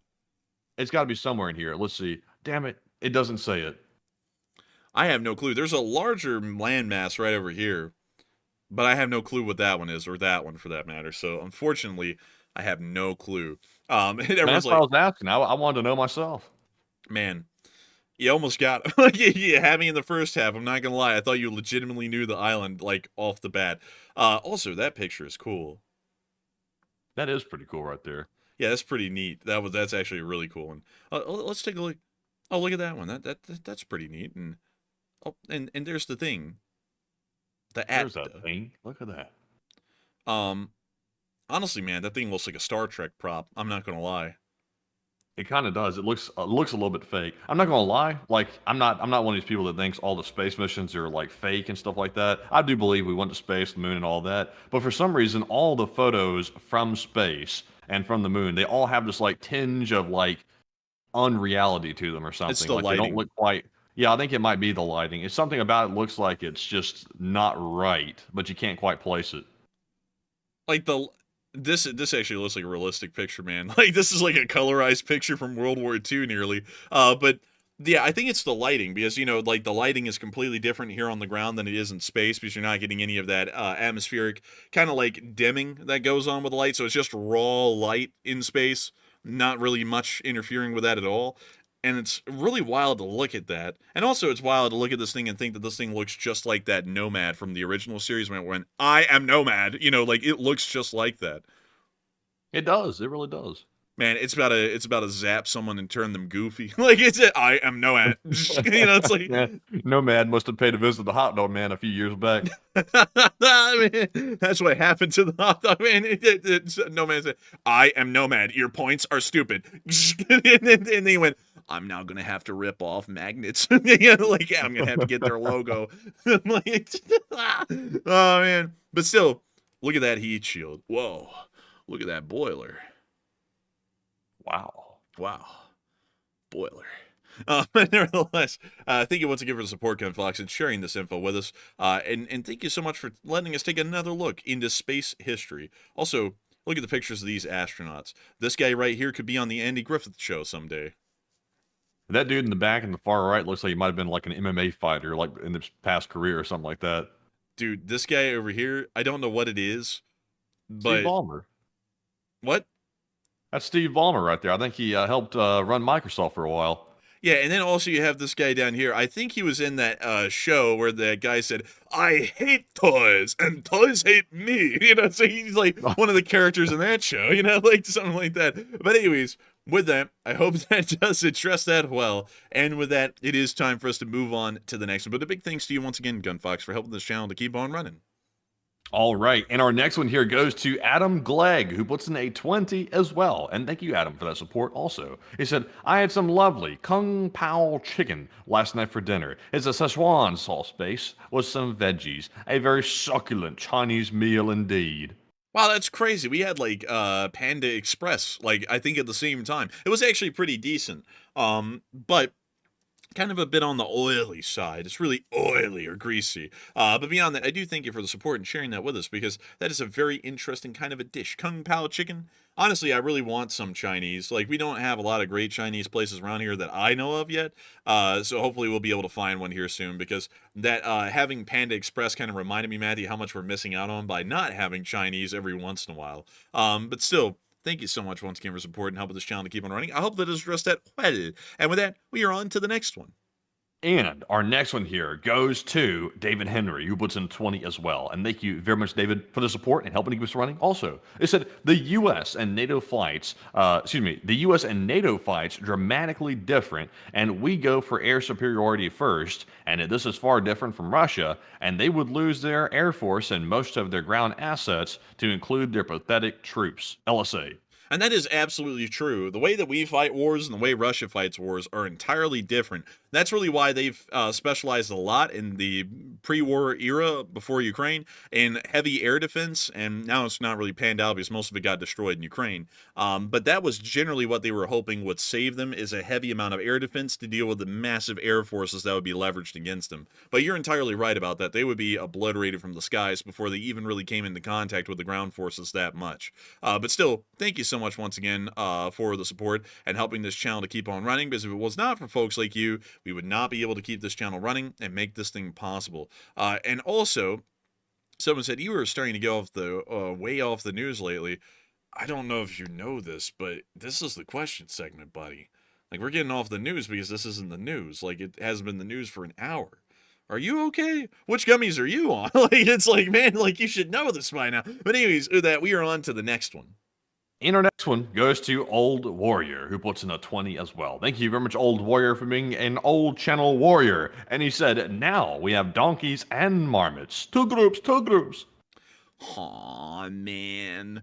Aw, you better ride out of town on the donkey you came in on.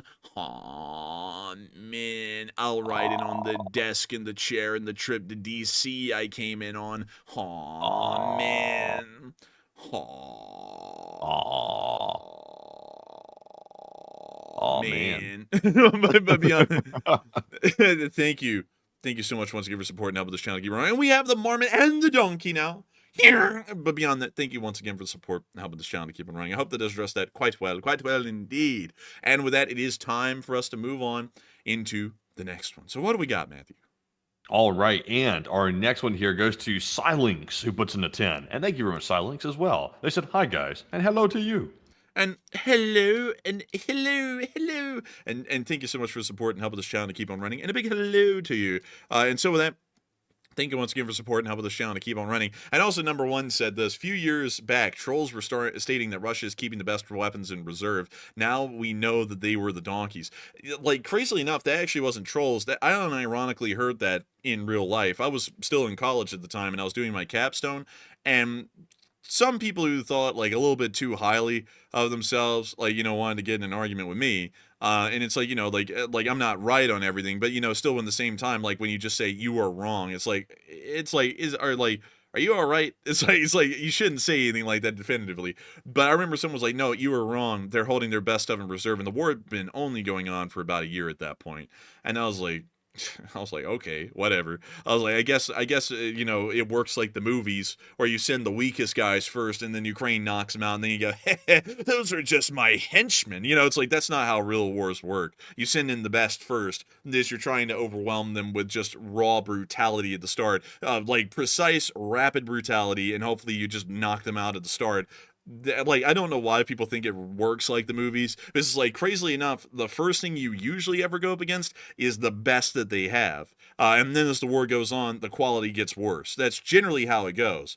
So I always find it, I'm always blown away with how people still thought, even up until recently, that Russia hadn't sent the cream of the crop yet, because it's like, oh, it's the cream of the crop. It's like, the Ka-52s are their best helicopter, Su-35s are their best aircraft, T-90Ms and T-80 VVMs and everything else, T-70B3s, those are their best tanks. So it's only gotten worse from there. And so, I always found that a little wild that people would say that, especially with how little money that the Russians have for an economy and also for their military budget as well. But anyways, with that, I hope that does address that well. And also, it sounds like we got breaking news. What do we got, Matthew? What do we got?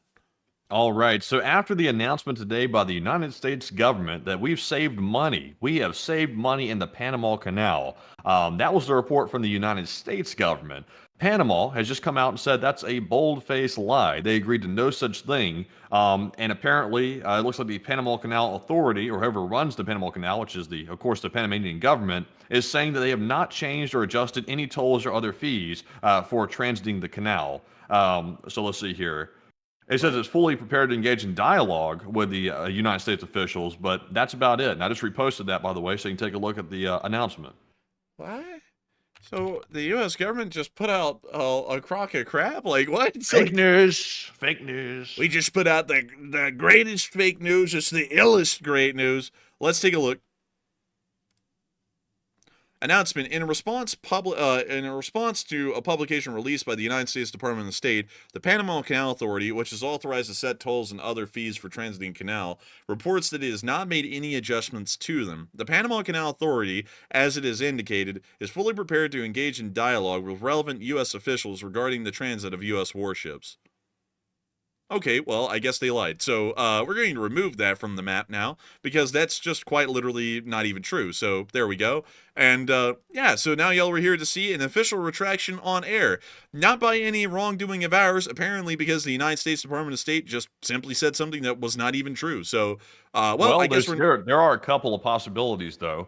It could be that, for one, the U.S. could have lied about it, knowing that they did not have a deal, or maybe confusing the fact that they maybe or may not have had a deal. Or it could be that maybe the Panama Canal group here that has put out the statement and the Panamanian government are maybe having a disagreement. Or it could be that there was no deal at all. Or maybe the U.S. actually had a deal and now Panama is lying about it. So it could be anything, but I'll be honest with you, this is a little bit wild right here. It seems like they would have gotten something in writing from the Panamanians that they were going to actually commit to that $3 million reduction, but apparently they didn't. Well, status quo, folks. It's still status quo with the Panama Canal. So I hope we were able to update that for you all well. Thank you, Matthew, for updating all of us on that. And I suppose with that, we are on to the next one. And also someone said, altered font, fake. No. It's just, it's translated. That's all it is. That's why it's altered like that, because it's translated by Google, I think, or some translation software. But jumping into our next super chat here, this one is going to go to none other than Tom Xman, who puts in a $20 donation. And thank you very much, Tom, for being a longtime channel legend and throwing in that support. And also, by the way, it's Tom Xman's birthday, by the way. So a huge happy birthday to Tom. I hope you've had a good birthday so far. And he said, yeah, I want the birthday marmot. And it is a special request. We cannot deny a guest even the best request. So let us go and get it. Oh, hello there. Hey! Oh, hello there, Governor. We have not had this man out in a long time. It's been a long time. He's been letting the fat tail marinate on the rock. Yes, look at that. It marinates and gets better over time. Yes, sir. That's the way it works. Yes, sir. Posh, Mayfair. But also, you know what's not posh? That nasty fly hanging down there on the bottom of the rock. Look at him. Oh, he's trying to take a bite out of those grapes. Oh, you bastard, you. Aw, man, I stole my logo from a massive multi-million subscriber channel that was around 2 years before me. Aw, man, I don't come up Oh, with the this. logo, eh? That's a real low blow. I suppose so, but if it helps me get a desk and a chair and a trip to DC, then everything's good up in the hood. Aw, man. I'm sorry, the hood? You know, where the boys at. Aw, man. Oh dear. Oh, not Mayfair. Oh dear. Aw, man, I won't be able to pay rent soon. Aw, man, I gain 400 and lose 600. Aw, man. Oh dear, that's dreadful, actually. Oh dear, that's what a plight he has there. Might have to go work back at the corn dog stand before it's all over with. Oh dear. Not the manual labor, the dreaded manual labor. Oh dear. That manual labor is below me. Aw, man, I run a third-rate news show with only 100 viewers now. Aw, man, that's really my station. Aw, man. Third rate? The third rate's too high. I'm afraid you've rated your business too high, good sir. I'm afraid it has no rating. No rating at all. It's 0 on Zagat. I'm going to dox you. Like, there's nothing No, like that. you won't. You be quiet, you.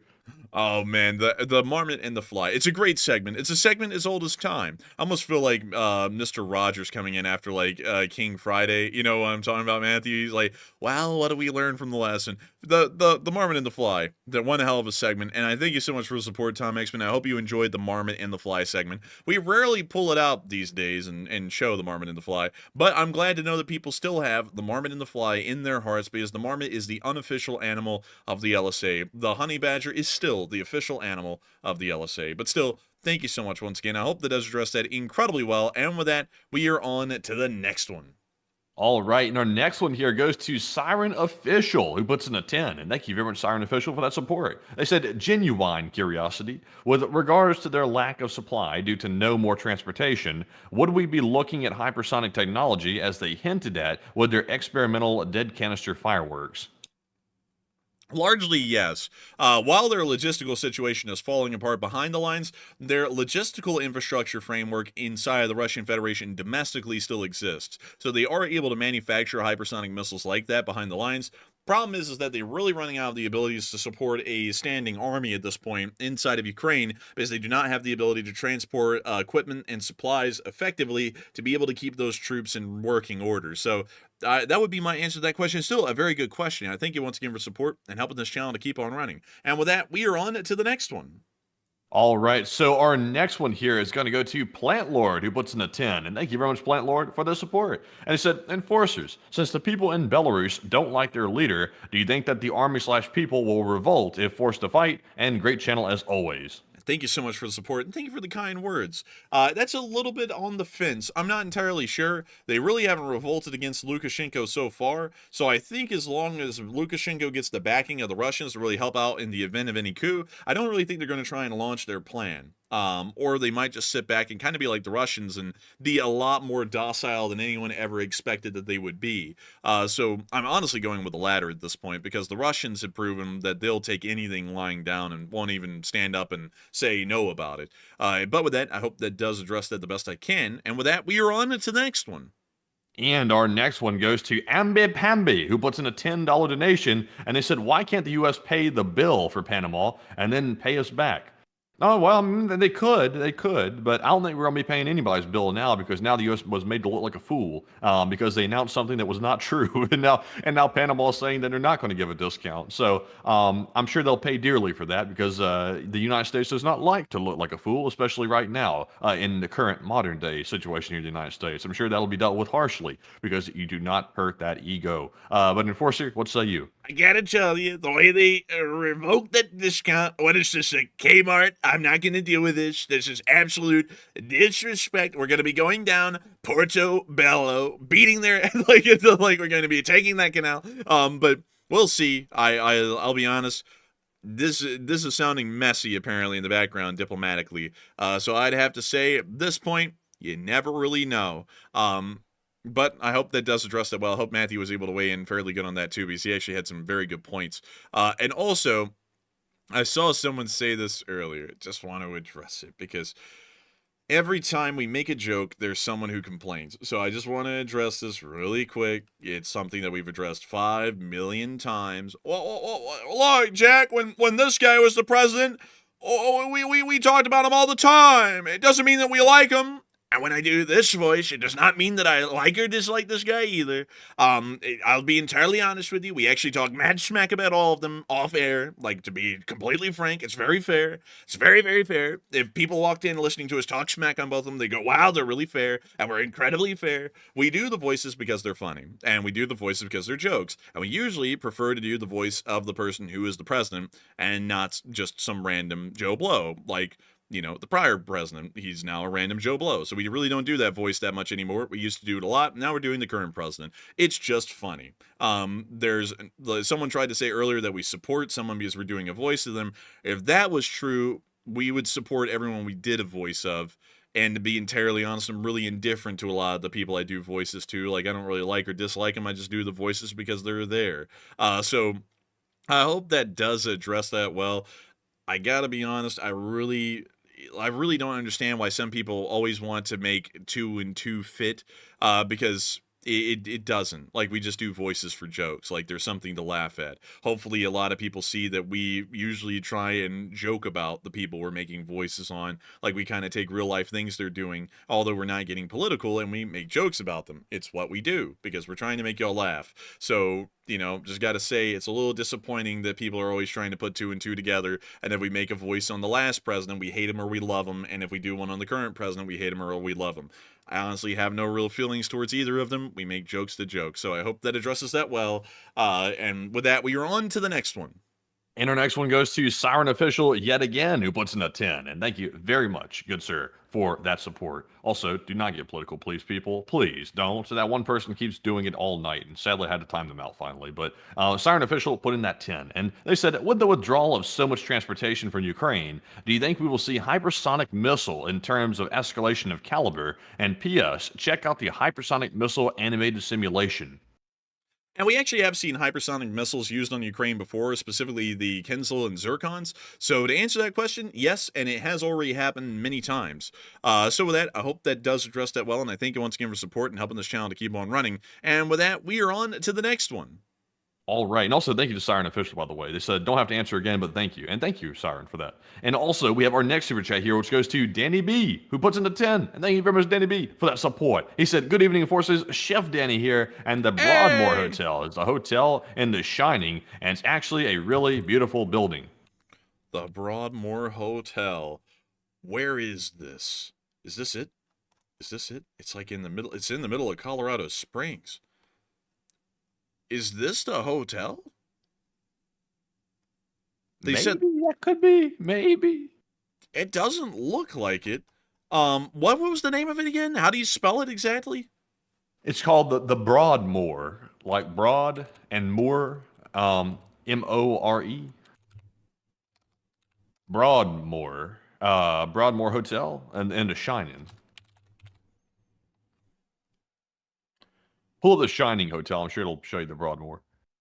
Okay, yeah. That probably would do it. The Shining Hotel.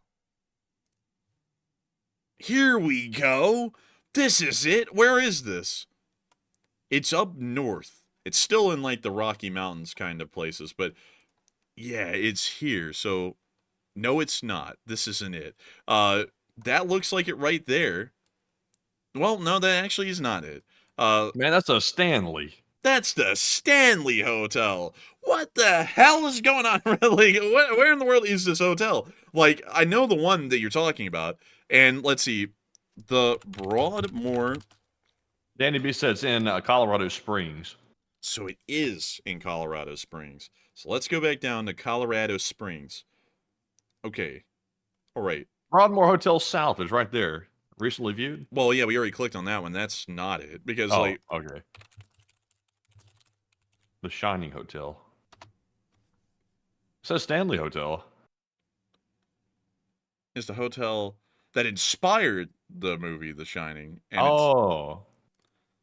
that looks like the Grand Floridian at Disney World, like with the color scheme and everything. But which one is the one that they used in the Stanley Kubrick film? Stanley Kubrick, The Shining Hotel. Okay, so which one was it? It's a psychological horror film. Yes, we know. Yes, we know. And where in the world? No, it's a physiological horror film. What do they think it is? Here's a Johnny. Like, it's like, okay, the opening scene. Okay. The this is the building used in the movie that I know of. It's the Timberline Hotel out there in Oregon. This is it. This is the building. So interesting. So now that we know that, so this was the hotel up here, well, actually down here somewhere, that inspired the book. Let's see here. This is so. Is it the Broadmoor? Which one actually is it? It's the Broadmoor. It is the Broadmoor. So no, Danny, you were actually right. You were right. Yeah, he was right. This is the one that inspired Stephen King's book. But the one that actually was used in the movie that I was thinking of was the Timberline Lodge right here. Now let's go look at that one, the Timberline Lodge, and let's take a look at it because this is the one I know.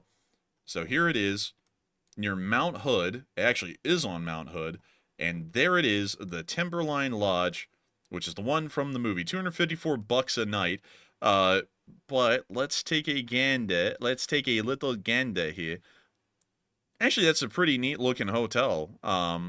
Respectfully, like, doesn't how look much like they pay those actors to sit on that couch and pretend like they're reading the book? a lot. Like Probably too much. Probably like $50. Well, I would bet, which is a pretty good bid for just doing that. But this is a pretty neat hotel. If I remember right, it actually had some sort of like a cableway that went up to it at some point, and they abandoned. Oh yeah, look, there it is right there. That's the Mount Hood cableway that went all the way down the mountain, somewhere at a government camp, I believe. And there's a building down here that used to be the cableway building. Forgot where it is. It's somewhere down here though, somewhere in the town. Let me go see if I can pull up the Mount Hood cableway, because it was like buses on cables, no joke. Cableway. Yeah, this is it. These are the things. These are the things I'm looking for. Let me see if I can get a good picture. This is the Mount Hood cableway that used to go to that hotel. It literally is like a bus chassis on a cableway. Man, look at that. Mount Hood. Mount Hood. West Side, where are you at? And they are on the west side. Like they're on the west side of the mountain. How cool. Like they're actually here. So pretty neat. that would be an interesting place to go one day. But I thank you so much for the support, Danny B. And it is really interesting to know because I never knew what hotel was the actual building that inspired the book. For some reason, I actually thought it was the Stanley Kubrick hotel that was used in the movie, not down here in Colorado Springs, which is now really built up. And I guess that the Broadmoor was like in the middle of nowhere when it was built, but now the city surrounds it. And there's so much here, like Fort Carson, which is one of the largest army bases in this area of the country. And they have a giant rail yard over here used for onloading and offloading tanks. And there's loads of tanks over here, like tons. Look at these. They just sit them out there. That's pretty neat. But anyways, with that, I hope that does address that well. Thank you once again for support and helping this channel to keep on running. And with that, we are on to the next one. Also, I had to go get some water. That's why I was absent there for a second, by the way. So I wasn't leaving you hanging on purpose. I was getting some agua. But anyways, moving on here to our next super chat. This one goes to Trism666. Once again, he puts in a $27 donation. And thank you very much, Trism, for that support. And they said, Mount Hood, Oregon is the hotel from The Shining, Timberline Lodge.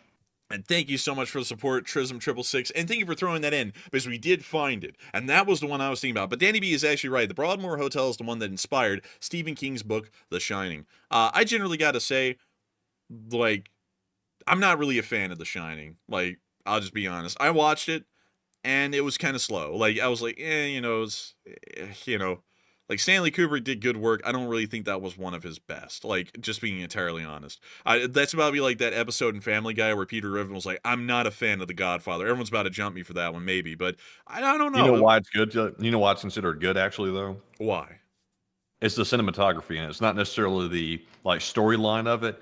It's just, like, the shots in it are very iconic, and they were really creative. And I think that's the main reason why most people know it. I suppose, yeah, that would be a good way of looking at it, because it did have some striking visuals in it and stuff, but beyond that, it was just kind of, like, the story was all right. Like, when I'm looking for a horror movie, I'm not looking for anything incredibly gory, just for the sake of gore, but I'm also not looking for anything that's like, The Shining, where it's like a really, really long build-up. Like, I'm just generally looking for something that's very suspenseful and scary through most of it, and that didn't really hit the mark for me. It's kind of just like, being entirely honest, it was just kind of like living in my house growing up, so I wasn't really that scared by it. Like, being entirely frank with y'all, just really wasn't that scared by it. It honestly was just kind of like dealing with folks I know. So with that, I hope that does address that well. Maybe that's why the movie didn't hit with me, but with that, we are on to the next one. And our next one goes to PWN29, who puts in a $10 donation. And thank you very much, PWN, for that support and helping to keep the channel running. And it said, I made a lasagna with cow tongue English banger sausage and donkey meat. What the hell? What? This is news to me. And also Italiano cheese. Call it, I don't know if I can read this one. I don't know what this is getting at right here. I don't know if this is a joke or is it for real? I can't tell. But it said, do you want the recipe? I think I'm good, but I thank you for the support, and I thank you for offering that recipe. Very interesting one. But I still think I largely would not want to try that. But still, thank you so much once again. I hope that does address that well. And with that, we are on to the next one. And our next one here goes to Havlin Tough, who puts in a 10. And thank you very much, Havlin, as well, for that support and helping to keep us running. And he said, Enforcer Matt, I've been a regular viewer since the second week of the war. And I truly enjoyed watching you both grow from students with a show to a full-time YouTuber with a top-rated news show. Thank you very much, Havlin, for the kind words. That's really actually kind praise right there. And we have definitely come a long way, that's for damn sure. We went from sort of sounding somewhat amateurish to sounding, I would say, semi-professional now, hopefully. But it sounds pretty good. But thank you very much for the kind words. And Enforcer, what say you? And I had to say, thank you so much for the support and helping this channel to keep on running. And thank you for the kind words, Havlin. That really does mean a lot. And we love to know that we've made it a long way. And hopefully we do sound kind of professional at this point. We're still goobers. And I think that at heart, that's what a lot of people enjoy about this show. But we really have come a long way. It's crazy listening to old shows and how we sounded then versus how we sound now. We just sound much more refined now, like in terms of how we talk and our way that we deliver news. And also our analysis than we ever did in the past. And I got to thank you so much once again for support and helping this channel to keep on running. Because if it wasn't for folks like you, we wouldn't be able to make it possible. And also see some people making jokes about what I said about The Shining. Nah, it was not Matthew. But with that, we are on to the next one.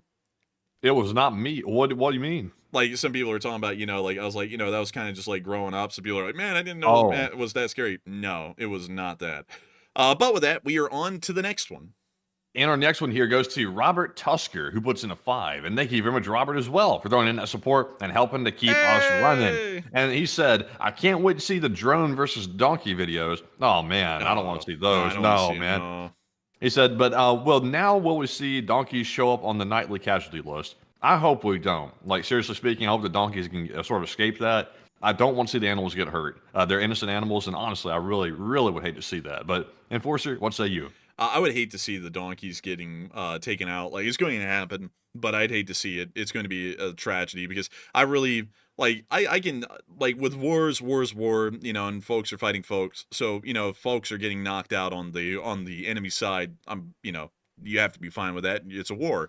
But with animals getting taken out, that's a part where I'm like, I can't really get behind that. It's a sad thing. Like, it really is just a sad thing because, like, the animals aren't actively supporters of the Russian government, or anything like that. They don't even know anything. They're just getting obliterated because the Russian army's using them.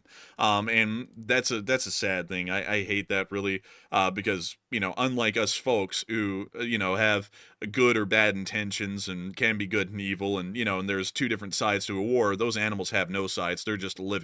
Especially donkeys. They don't really do much harm to anyone over anything. But with that, I hope that does address that well. Thank you once again for support and helping this channel to keep on running. And with that, we are on to the next one. And our next one goes to Marvelous Matt, who puts in a $5 donation. And thank you very much, Marvelous Matt, as well for the support. They said, have you seen the Koyantaski 1982? I'm probably butchering that, but they said it features Philip Glass music playing under breathtaking scenes of U.S. countryside and cities, and a must see and hear. And thank you so much for support. I actually have not seen that. But I generally draw a lot of my inspiration on like our pro-American stuff that we do in the intro from how things used to be, not in World War II actually, kind of a little bit inspiration comes from that, but really from what pro-patriotic video reels used to look like in the 60s and the 50s. That's really where I get a lot of my inspiration from, because back then the general kind of a patriotic push was that, whether you're someone from the city or the country, and whether your lives are entirely different, whether y'all really can't even agree or disagree on anything, everyone can see at the end of the day that everyone plays their part and everyone's as important to the country as each other, and only together can the nation continue to move forward. That's really what I try and push forward in how I do our intros, or really our music videos at the start, because I kind of want to push forward that same kind of thinking these days, even if it's just in a small way through this channel. But I still thank you so much once again for support, and I will look at that and check it out, because that sounds incredibly interesting and probably something well up my alley. And so with that, thank you so much once again. I hope that does address that well. And with that, we are on to the next one. And the next one goes to Big John 308, who puts in a $5 donation. And thank you, Big John, as well for that support. He said, what is the military personnel in Estonia, Latvia, and Lithuania? And I think they better start digging in. And what say you? And Kyiv maybe fake out. I would say hopefully they do dig in. I believe that there's already some defensive preparations that have been made in a minimal level. So hopefully that'll be good enough. And also, I don't think Kyiv would be flaking out. They never flaked out so far. They probably wouldn't do that anytime in the future. But still, thank you once again for the support and helping this channel to keep on running. And we are on to the next one. And our next one here goes to Drone, who puts in a 5. Thank you very much, Drone, for that 5. They said that normally container ship transits cost somewhere between $60,000 to $300,000 per ship to pass through the canal, and those figures seem too small. Oh, there are actually no figures now because we're still paying the same thing. It hasn't changed. And also, it seems small, but that's not working on the economy of scale that the canal works on. There are about 30 or so passages that happen through the canal every day. So if you're getting, several $100,000 out of each ship that passes through every day, and there's dozens of them, and then, you multiply that by 365 days out of the year, the canal's actually making a good amount of money. So it seems small when you talk about a single ship, but that's kind of like going down a toll road. It's like, wait a minute, I could drive 50 miles on this toll road and only pay $3? That seems a little small. It's like, well, they're not paying everything off of just, that one transit. They're paying it on the hundreds of transits that are happening, or thousands that are happening every day on that toll road. And so with that, I hope that does address that well. And I thank you once again for support and helping this channel to keep on running. And with that, we are on to the next one. And our next one goes to Nightmare Before Christmas, who puts in the 5. And thank you very much, Nightmare Before Christmas, for that support. They said, I really feel bad for the donkeys and the poor goats that Kim ate, and all the animals affected by the war. And please take a question, LSA. It really is sad when you think about it. It's an unfortunate thing, and now the donkeys will be the new group of victims of animals in this war. But beyond that, thank you so much once again for support, and we will make sure to get one from the live chat. So what do we got, Matthew? And this one goes to Michael Thomas, who says, Russia, do they have a strategic reserve? And how many tanks does Belarus have? Russia has had a strategic reserve. They are almost out of that strategic reserve at this point in many different categories. The Belarusians have some strategic reserves, but we believe that there are less than 1,000 in terms of tanks. Supply trucks, we wouldn't really know about to be certain. But with that, I hope that does address that fairly well. Thank you once again for support and helping this channel to keep on running. And with that, we are on to the next one. And the next one goes to Philip Fixes LSA, who puts in the 5. And thank you very much, Philip, also for helping to keep the channel running. He said, is the new White and Gold going to have lyrics? And I love the sound of it, and I just want to sing about those beginnings and the futures. And slove LSA and take a live chat. Sadly, it will not. Making music costs a lot of money. It's about a little over $1,000 per minute of music. That's about economically how it comes out.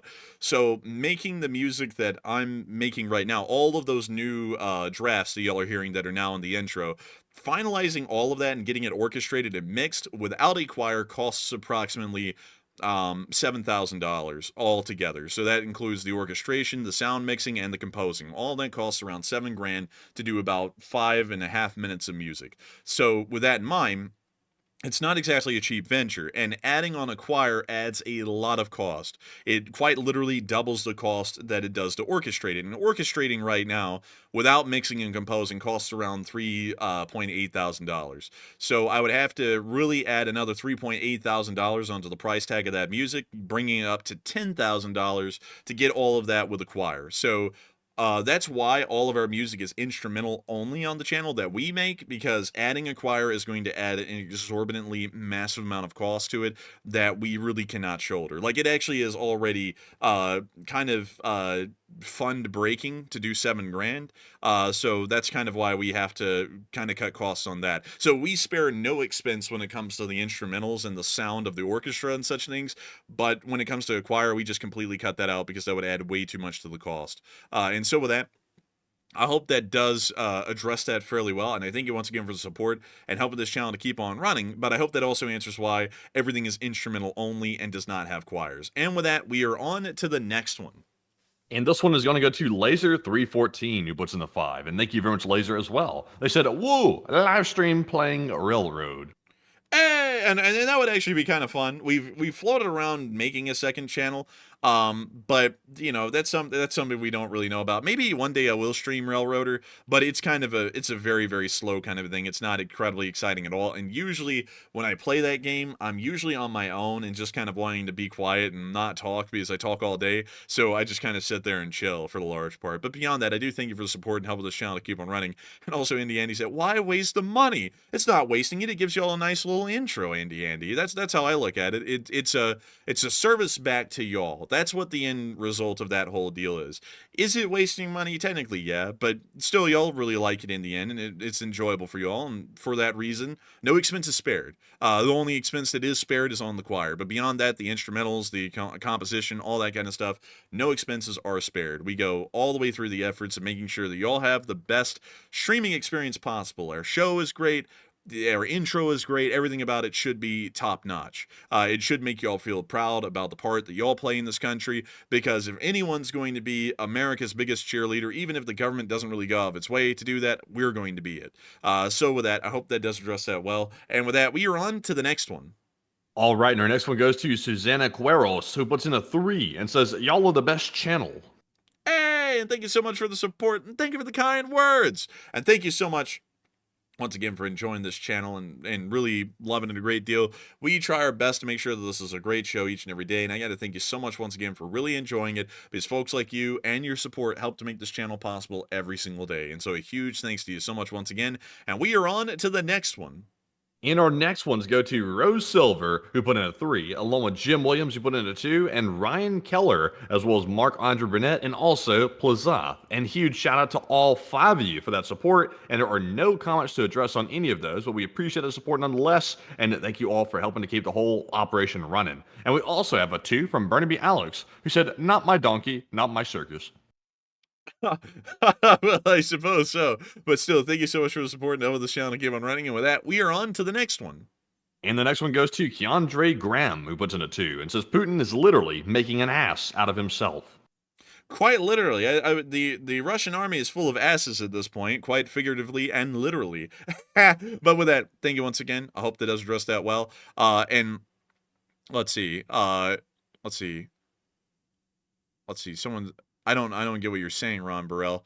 But anyways, with that, we are on to the next one. All right, so our next one here goes to the Secret Vault, who puts in a 2 and says, "Nero watched as Russia burned." ROFLL. And I got to say, that's kind of true. That is true. At least he did laugh as Rome burned. At least that's what they say. But I believe Nero was actually away when Rome was burning, and he came back, if I remember the story correctly, the historical story. But that's the one that was usually spread, is that he laughed while he played his harp, and the city burned around him. But anyways, with that, I hope that is addressed that well. Thank you once again for support and helping this channel to keep on running. And with that, we are on to the next one. And guess what, folks? That was our last Super Chat question to get to. So like we always say, once again, a big shout out to all the Super Chatters that keep the channel running and also keep me talking nice and clear. But anyways, thank you all for supporting the channel once again tonight and helping to keep it running. And also, even if you did not throw in a Super Chat, smack the like button, because it also helps a ton and helps get the news out there to more people, and that is very much appreciated as well. But with that, we're now moving on to our live chat questions and our Morse code decoders of the stream. And tonight we had Cliff Simonson, Mark Hodges, Earl Bernew, Kevin J, Paul Schultz, David Millsaps, Her Royal Fluffiness, Arabelle Garbo, Joni Dog, and Norm Pritchett. They said the Morse code for today reads, "The Russian army is made up of asses." You thought I was talking about mules, didn't you? LLT, And that's the sound of money, and y'all got that down on the nail. That was the Morse code message of the night. And I got to congratulate y'all massively for getting that correct again, because y'all have been here time and time again, day in and day out with this channel, deciphering that Morse code message. And it really is impressive to think that y'all continue to get that right over and over again. And so a massive congratulations to y'all once again. And also, Haviland Tufts at 1,500 hours. I think it's more than that these days, because we have run approximately 1,020 streams, I believe. Let me go check that. Let's see, lives, how many are there? Let me go to the YouTube channel and check that. Y'all are about to hear the channel trailer run, which is Matthew's recent documentary. Oh, it didn't pop up. Well, bizarre. But let's see here. Live, how many are there? It doesn't tell us, sadly. But there was about 1,020 live streams out there, and each one of them is approximately 3 hours long. So that actually means that, Haviland Tuft, you've been here since about day 4. So you've probably watched in excess of about 3,000 hours of stream, because we've run about 3,060 hours worth of shows since the beginning of the war in Ukraine. And of course, there's a load of other shows as well that we've run that don't even fit within that framework, that have been even longer on just world news in general. It's really crazy to think we've been on air, for 3,000 or so hours over 3 years. That's weird. That's wild, Matthew. That's a lot of time. There's 3,000 hours out there of just us yapping. Really just me yapping. But still crazy right there. But beyond that, I hope that lets you know how many hours you probably actually have watched this channel. That's a load of hours when I think about it. I've never even gotten close to doing anything else for that many hours before, ever. But with that, hope that does address that fairly well. And Matthew, take us on into those live chats. What do we got? So our first live chat question goes to Miss Disa, who says, "What border protection has Ukraine built at the Belarus border? Is it Dragon's Teeth, trenches, etc.?" They built a series of Dragon's Teeth, trenches, and anti-tank ditches throughout a large area of the border. It's not really directly on the border. It's actually more so deeper inside, about a few miles. It's something along that line, because they generally did expect that the Russians were going to reinvade the area at some point. But once again, that's what they said. And they also said that they had built up heavy defenses in Kharkiv, and then it turns out that a lot of Ukrainian commanders said that the defenses were incredibly sparse or really non-existent in advantageous positions. So with that in mind, there may be some good defensive positions here if we're going off of what they said, or the reality maybe is that they were sort of haphazardly made, more so as just a works project for the military. So with that, I hope that does address that well, and we are on to the next one.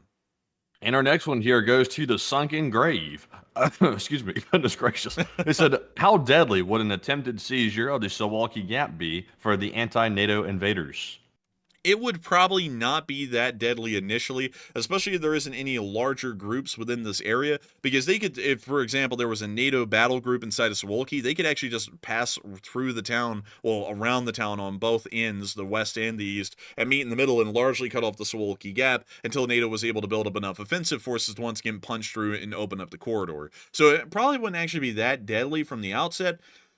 Probably several hundred Russians would end up getting killed in those opening operations, but they actually probably would be able to close it if they move fast enough and have a good enough battle plan. But nowadays, with that happening and actually being pulled off successfully, that's probably a little bit on the rarer side of things. So with that, I hope that does address that well. And we are on to the third to last question of the night. And this one is going to go to the Observer, who says, how many soldiers does Belarus have in total? Around 63,000, but if we're talking about in the ground army, it's around 45,000 or less. And so with that, I hope that does address that well, and we are on to the second to last question of the night. And this one is going to go to Havlin Tuff, who says, Belarusian leader probably was given a choice. That your choice is Window or Novichok. Yeah, oh yeah, probably was. Given a choice like that, and I guess he went with the idea of neither, and he's going to support the Russians full through. So with that, I hope that does address that well, and we are on to the final question of the night. And so, who is the lucky last person through in the lucky last question of the night? All right, and that one is going to be, let's see here. This one's going to go to Tornadoes. She says, how is Russia not defeated since they're running out of resources? Can you reread that one again? I said, how is Russia not defeated, yet if they are running out of resources? Well, it's kind of a process. Like, you know, when you're running out of resources, that doesn't mean you're done. And when you run out of resources in most every category, that's when you're done. They're getting to the point of issuing mules, but they haven't gotten to using mules only at this point. So there's still a bit of a fighting leg to stand on at this moment. When someone is on, like, that's kind of like saying, well, if we're beating the Germans back in Italy in 1943, how come they haven't lost? It's kind of the same thing. It takes time. It's like you can see that a country is collapsing and failing and losing a war, but it's not going to happen overnight. It's not like it's not an instant gratification thing like getting an order on Amazon Prime. It doesn't happen overnight. Like, a country starts losing, and then it takes a while for them to lose, and they're losing the entire time. And that's what we're starting to see with the Russians. They are certainly losing at this point, but it's going to take a good bit longer for them to finally be completely defeated. But during that whole time, they're still going to be losing. So with that, I hope that does address that well, at least the best I can. And we've reached the end of tonight's stream. I've got to thank all 61,000 people who've been here so far tonight, and the whopping 9.6 thousand people who were here tonight at the peak for watching the stream. It has been an absolute honor and a real pleasure to be able to cover the news for each and every one of y'all. And I thank you all so much once again for watching tonight and really having a good and enjoyable time. If y'all have enjoyed it a great deal, please make sure to subscribe. We'd love to see new folks joining the channel all the time. And right now, we actually have 338,200 subscribers or so on the channel. So if you subscribe, Nice.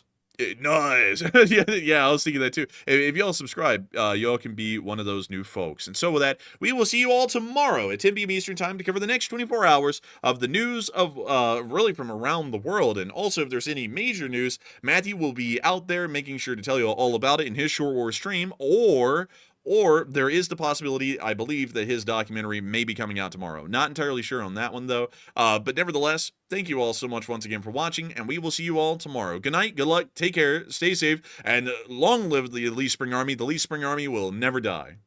And with that, folks, like the Enforcer said, thank you all for another great stream tonight on day, I can't remember the day. What day is it? 1078. 1078. Thank you all for joining us on day 1078. And also a huge shout out to the 62,000 viewers that were here with us by the end of the stream. A full house tonight. And also, my whole screen is set all snap. It's falling apart at the last minute. Thankfully, to the last minute, though. But anyways, thank you all for watching once again tonight. And I will be doing the short war video tomorrow if there is enough news to cover.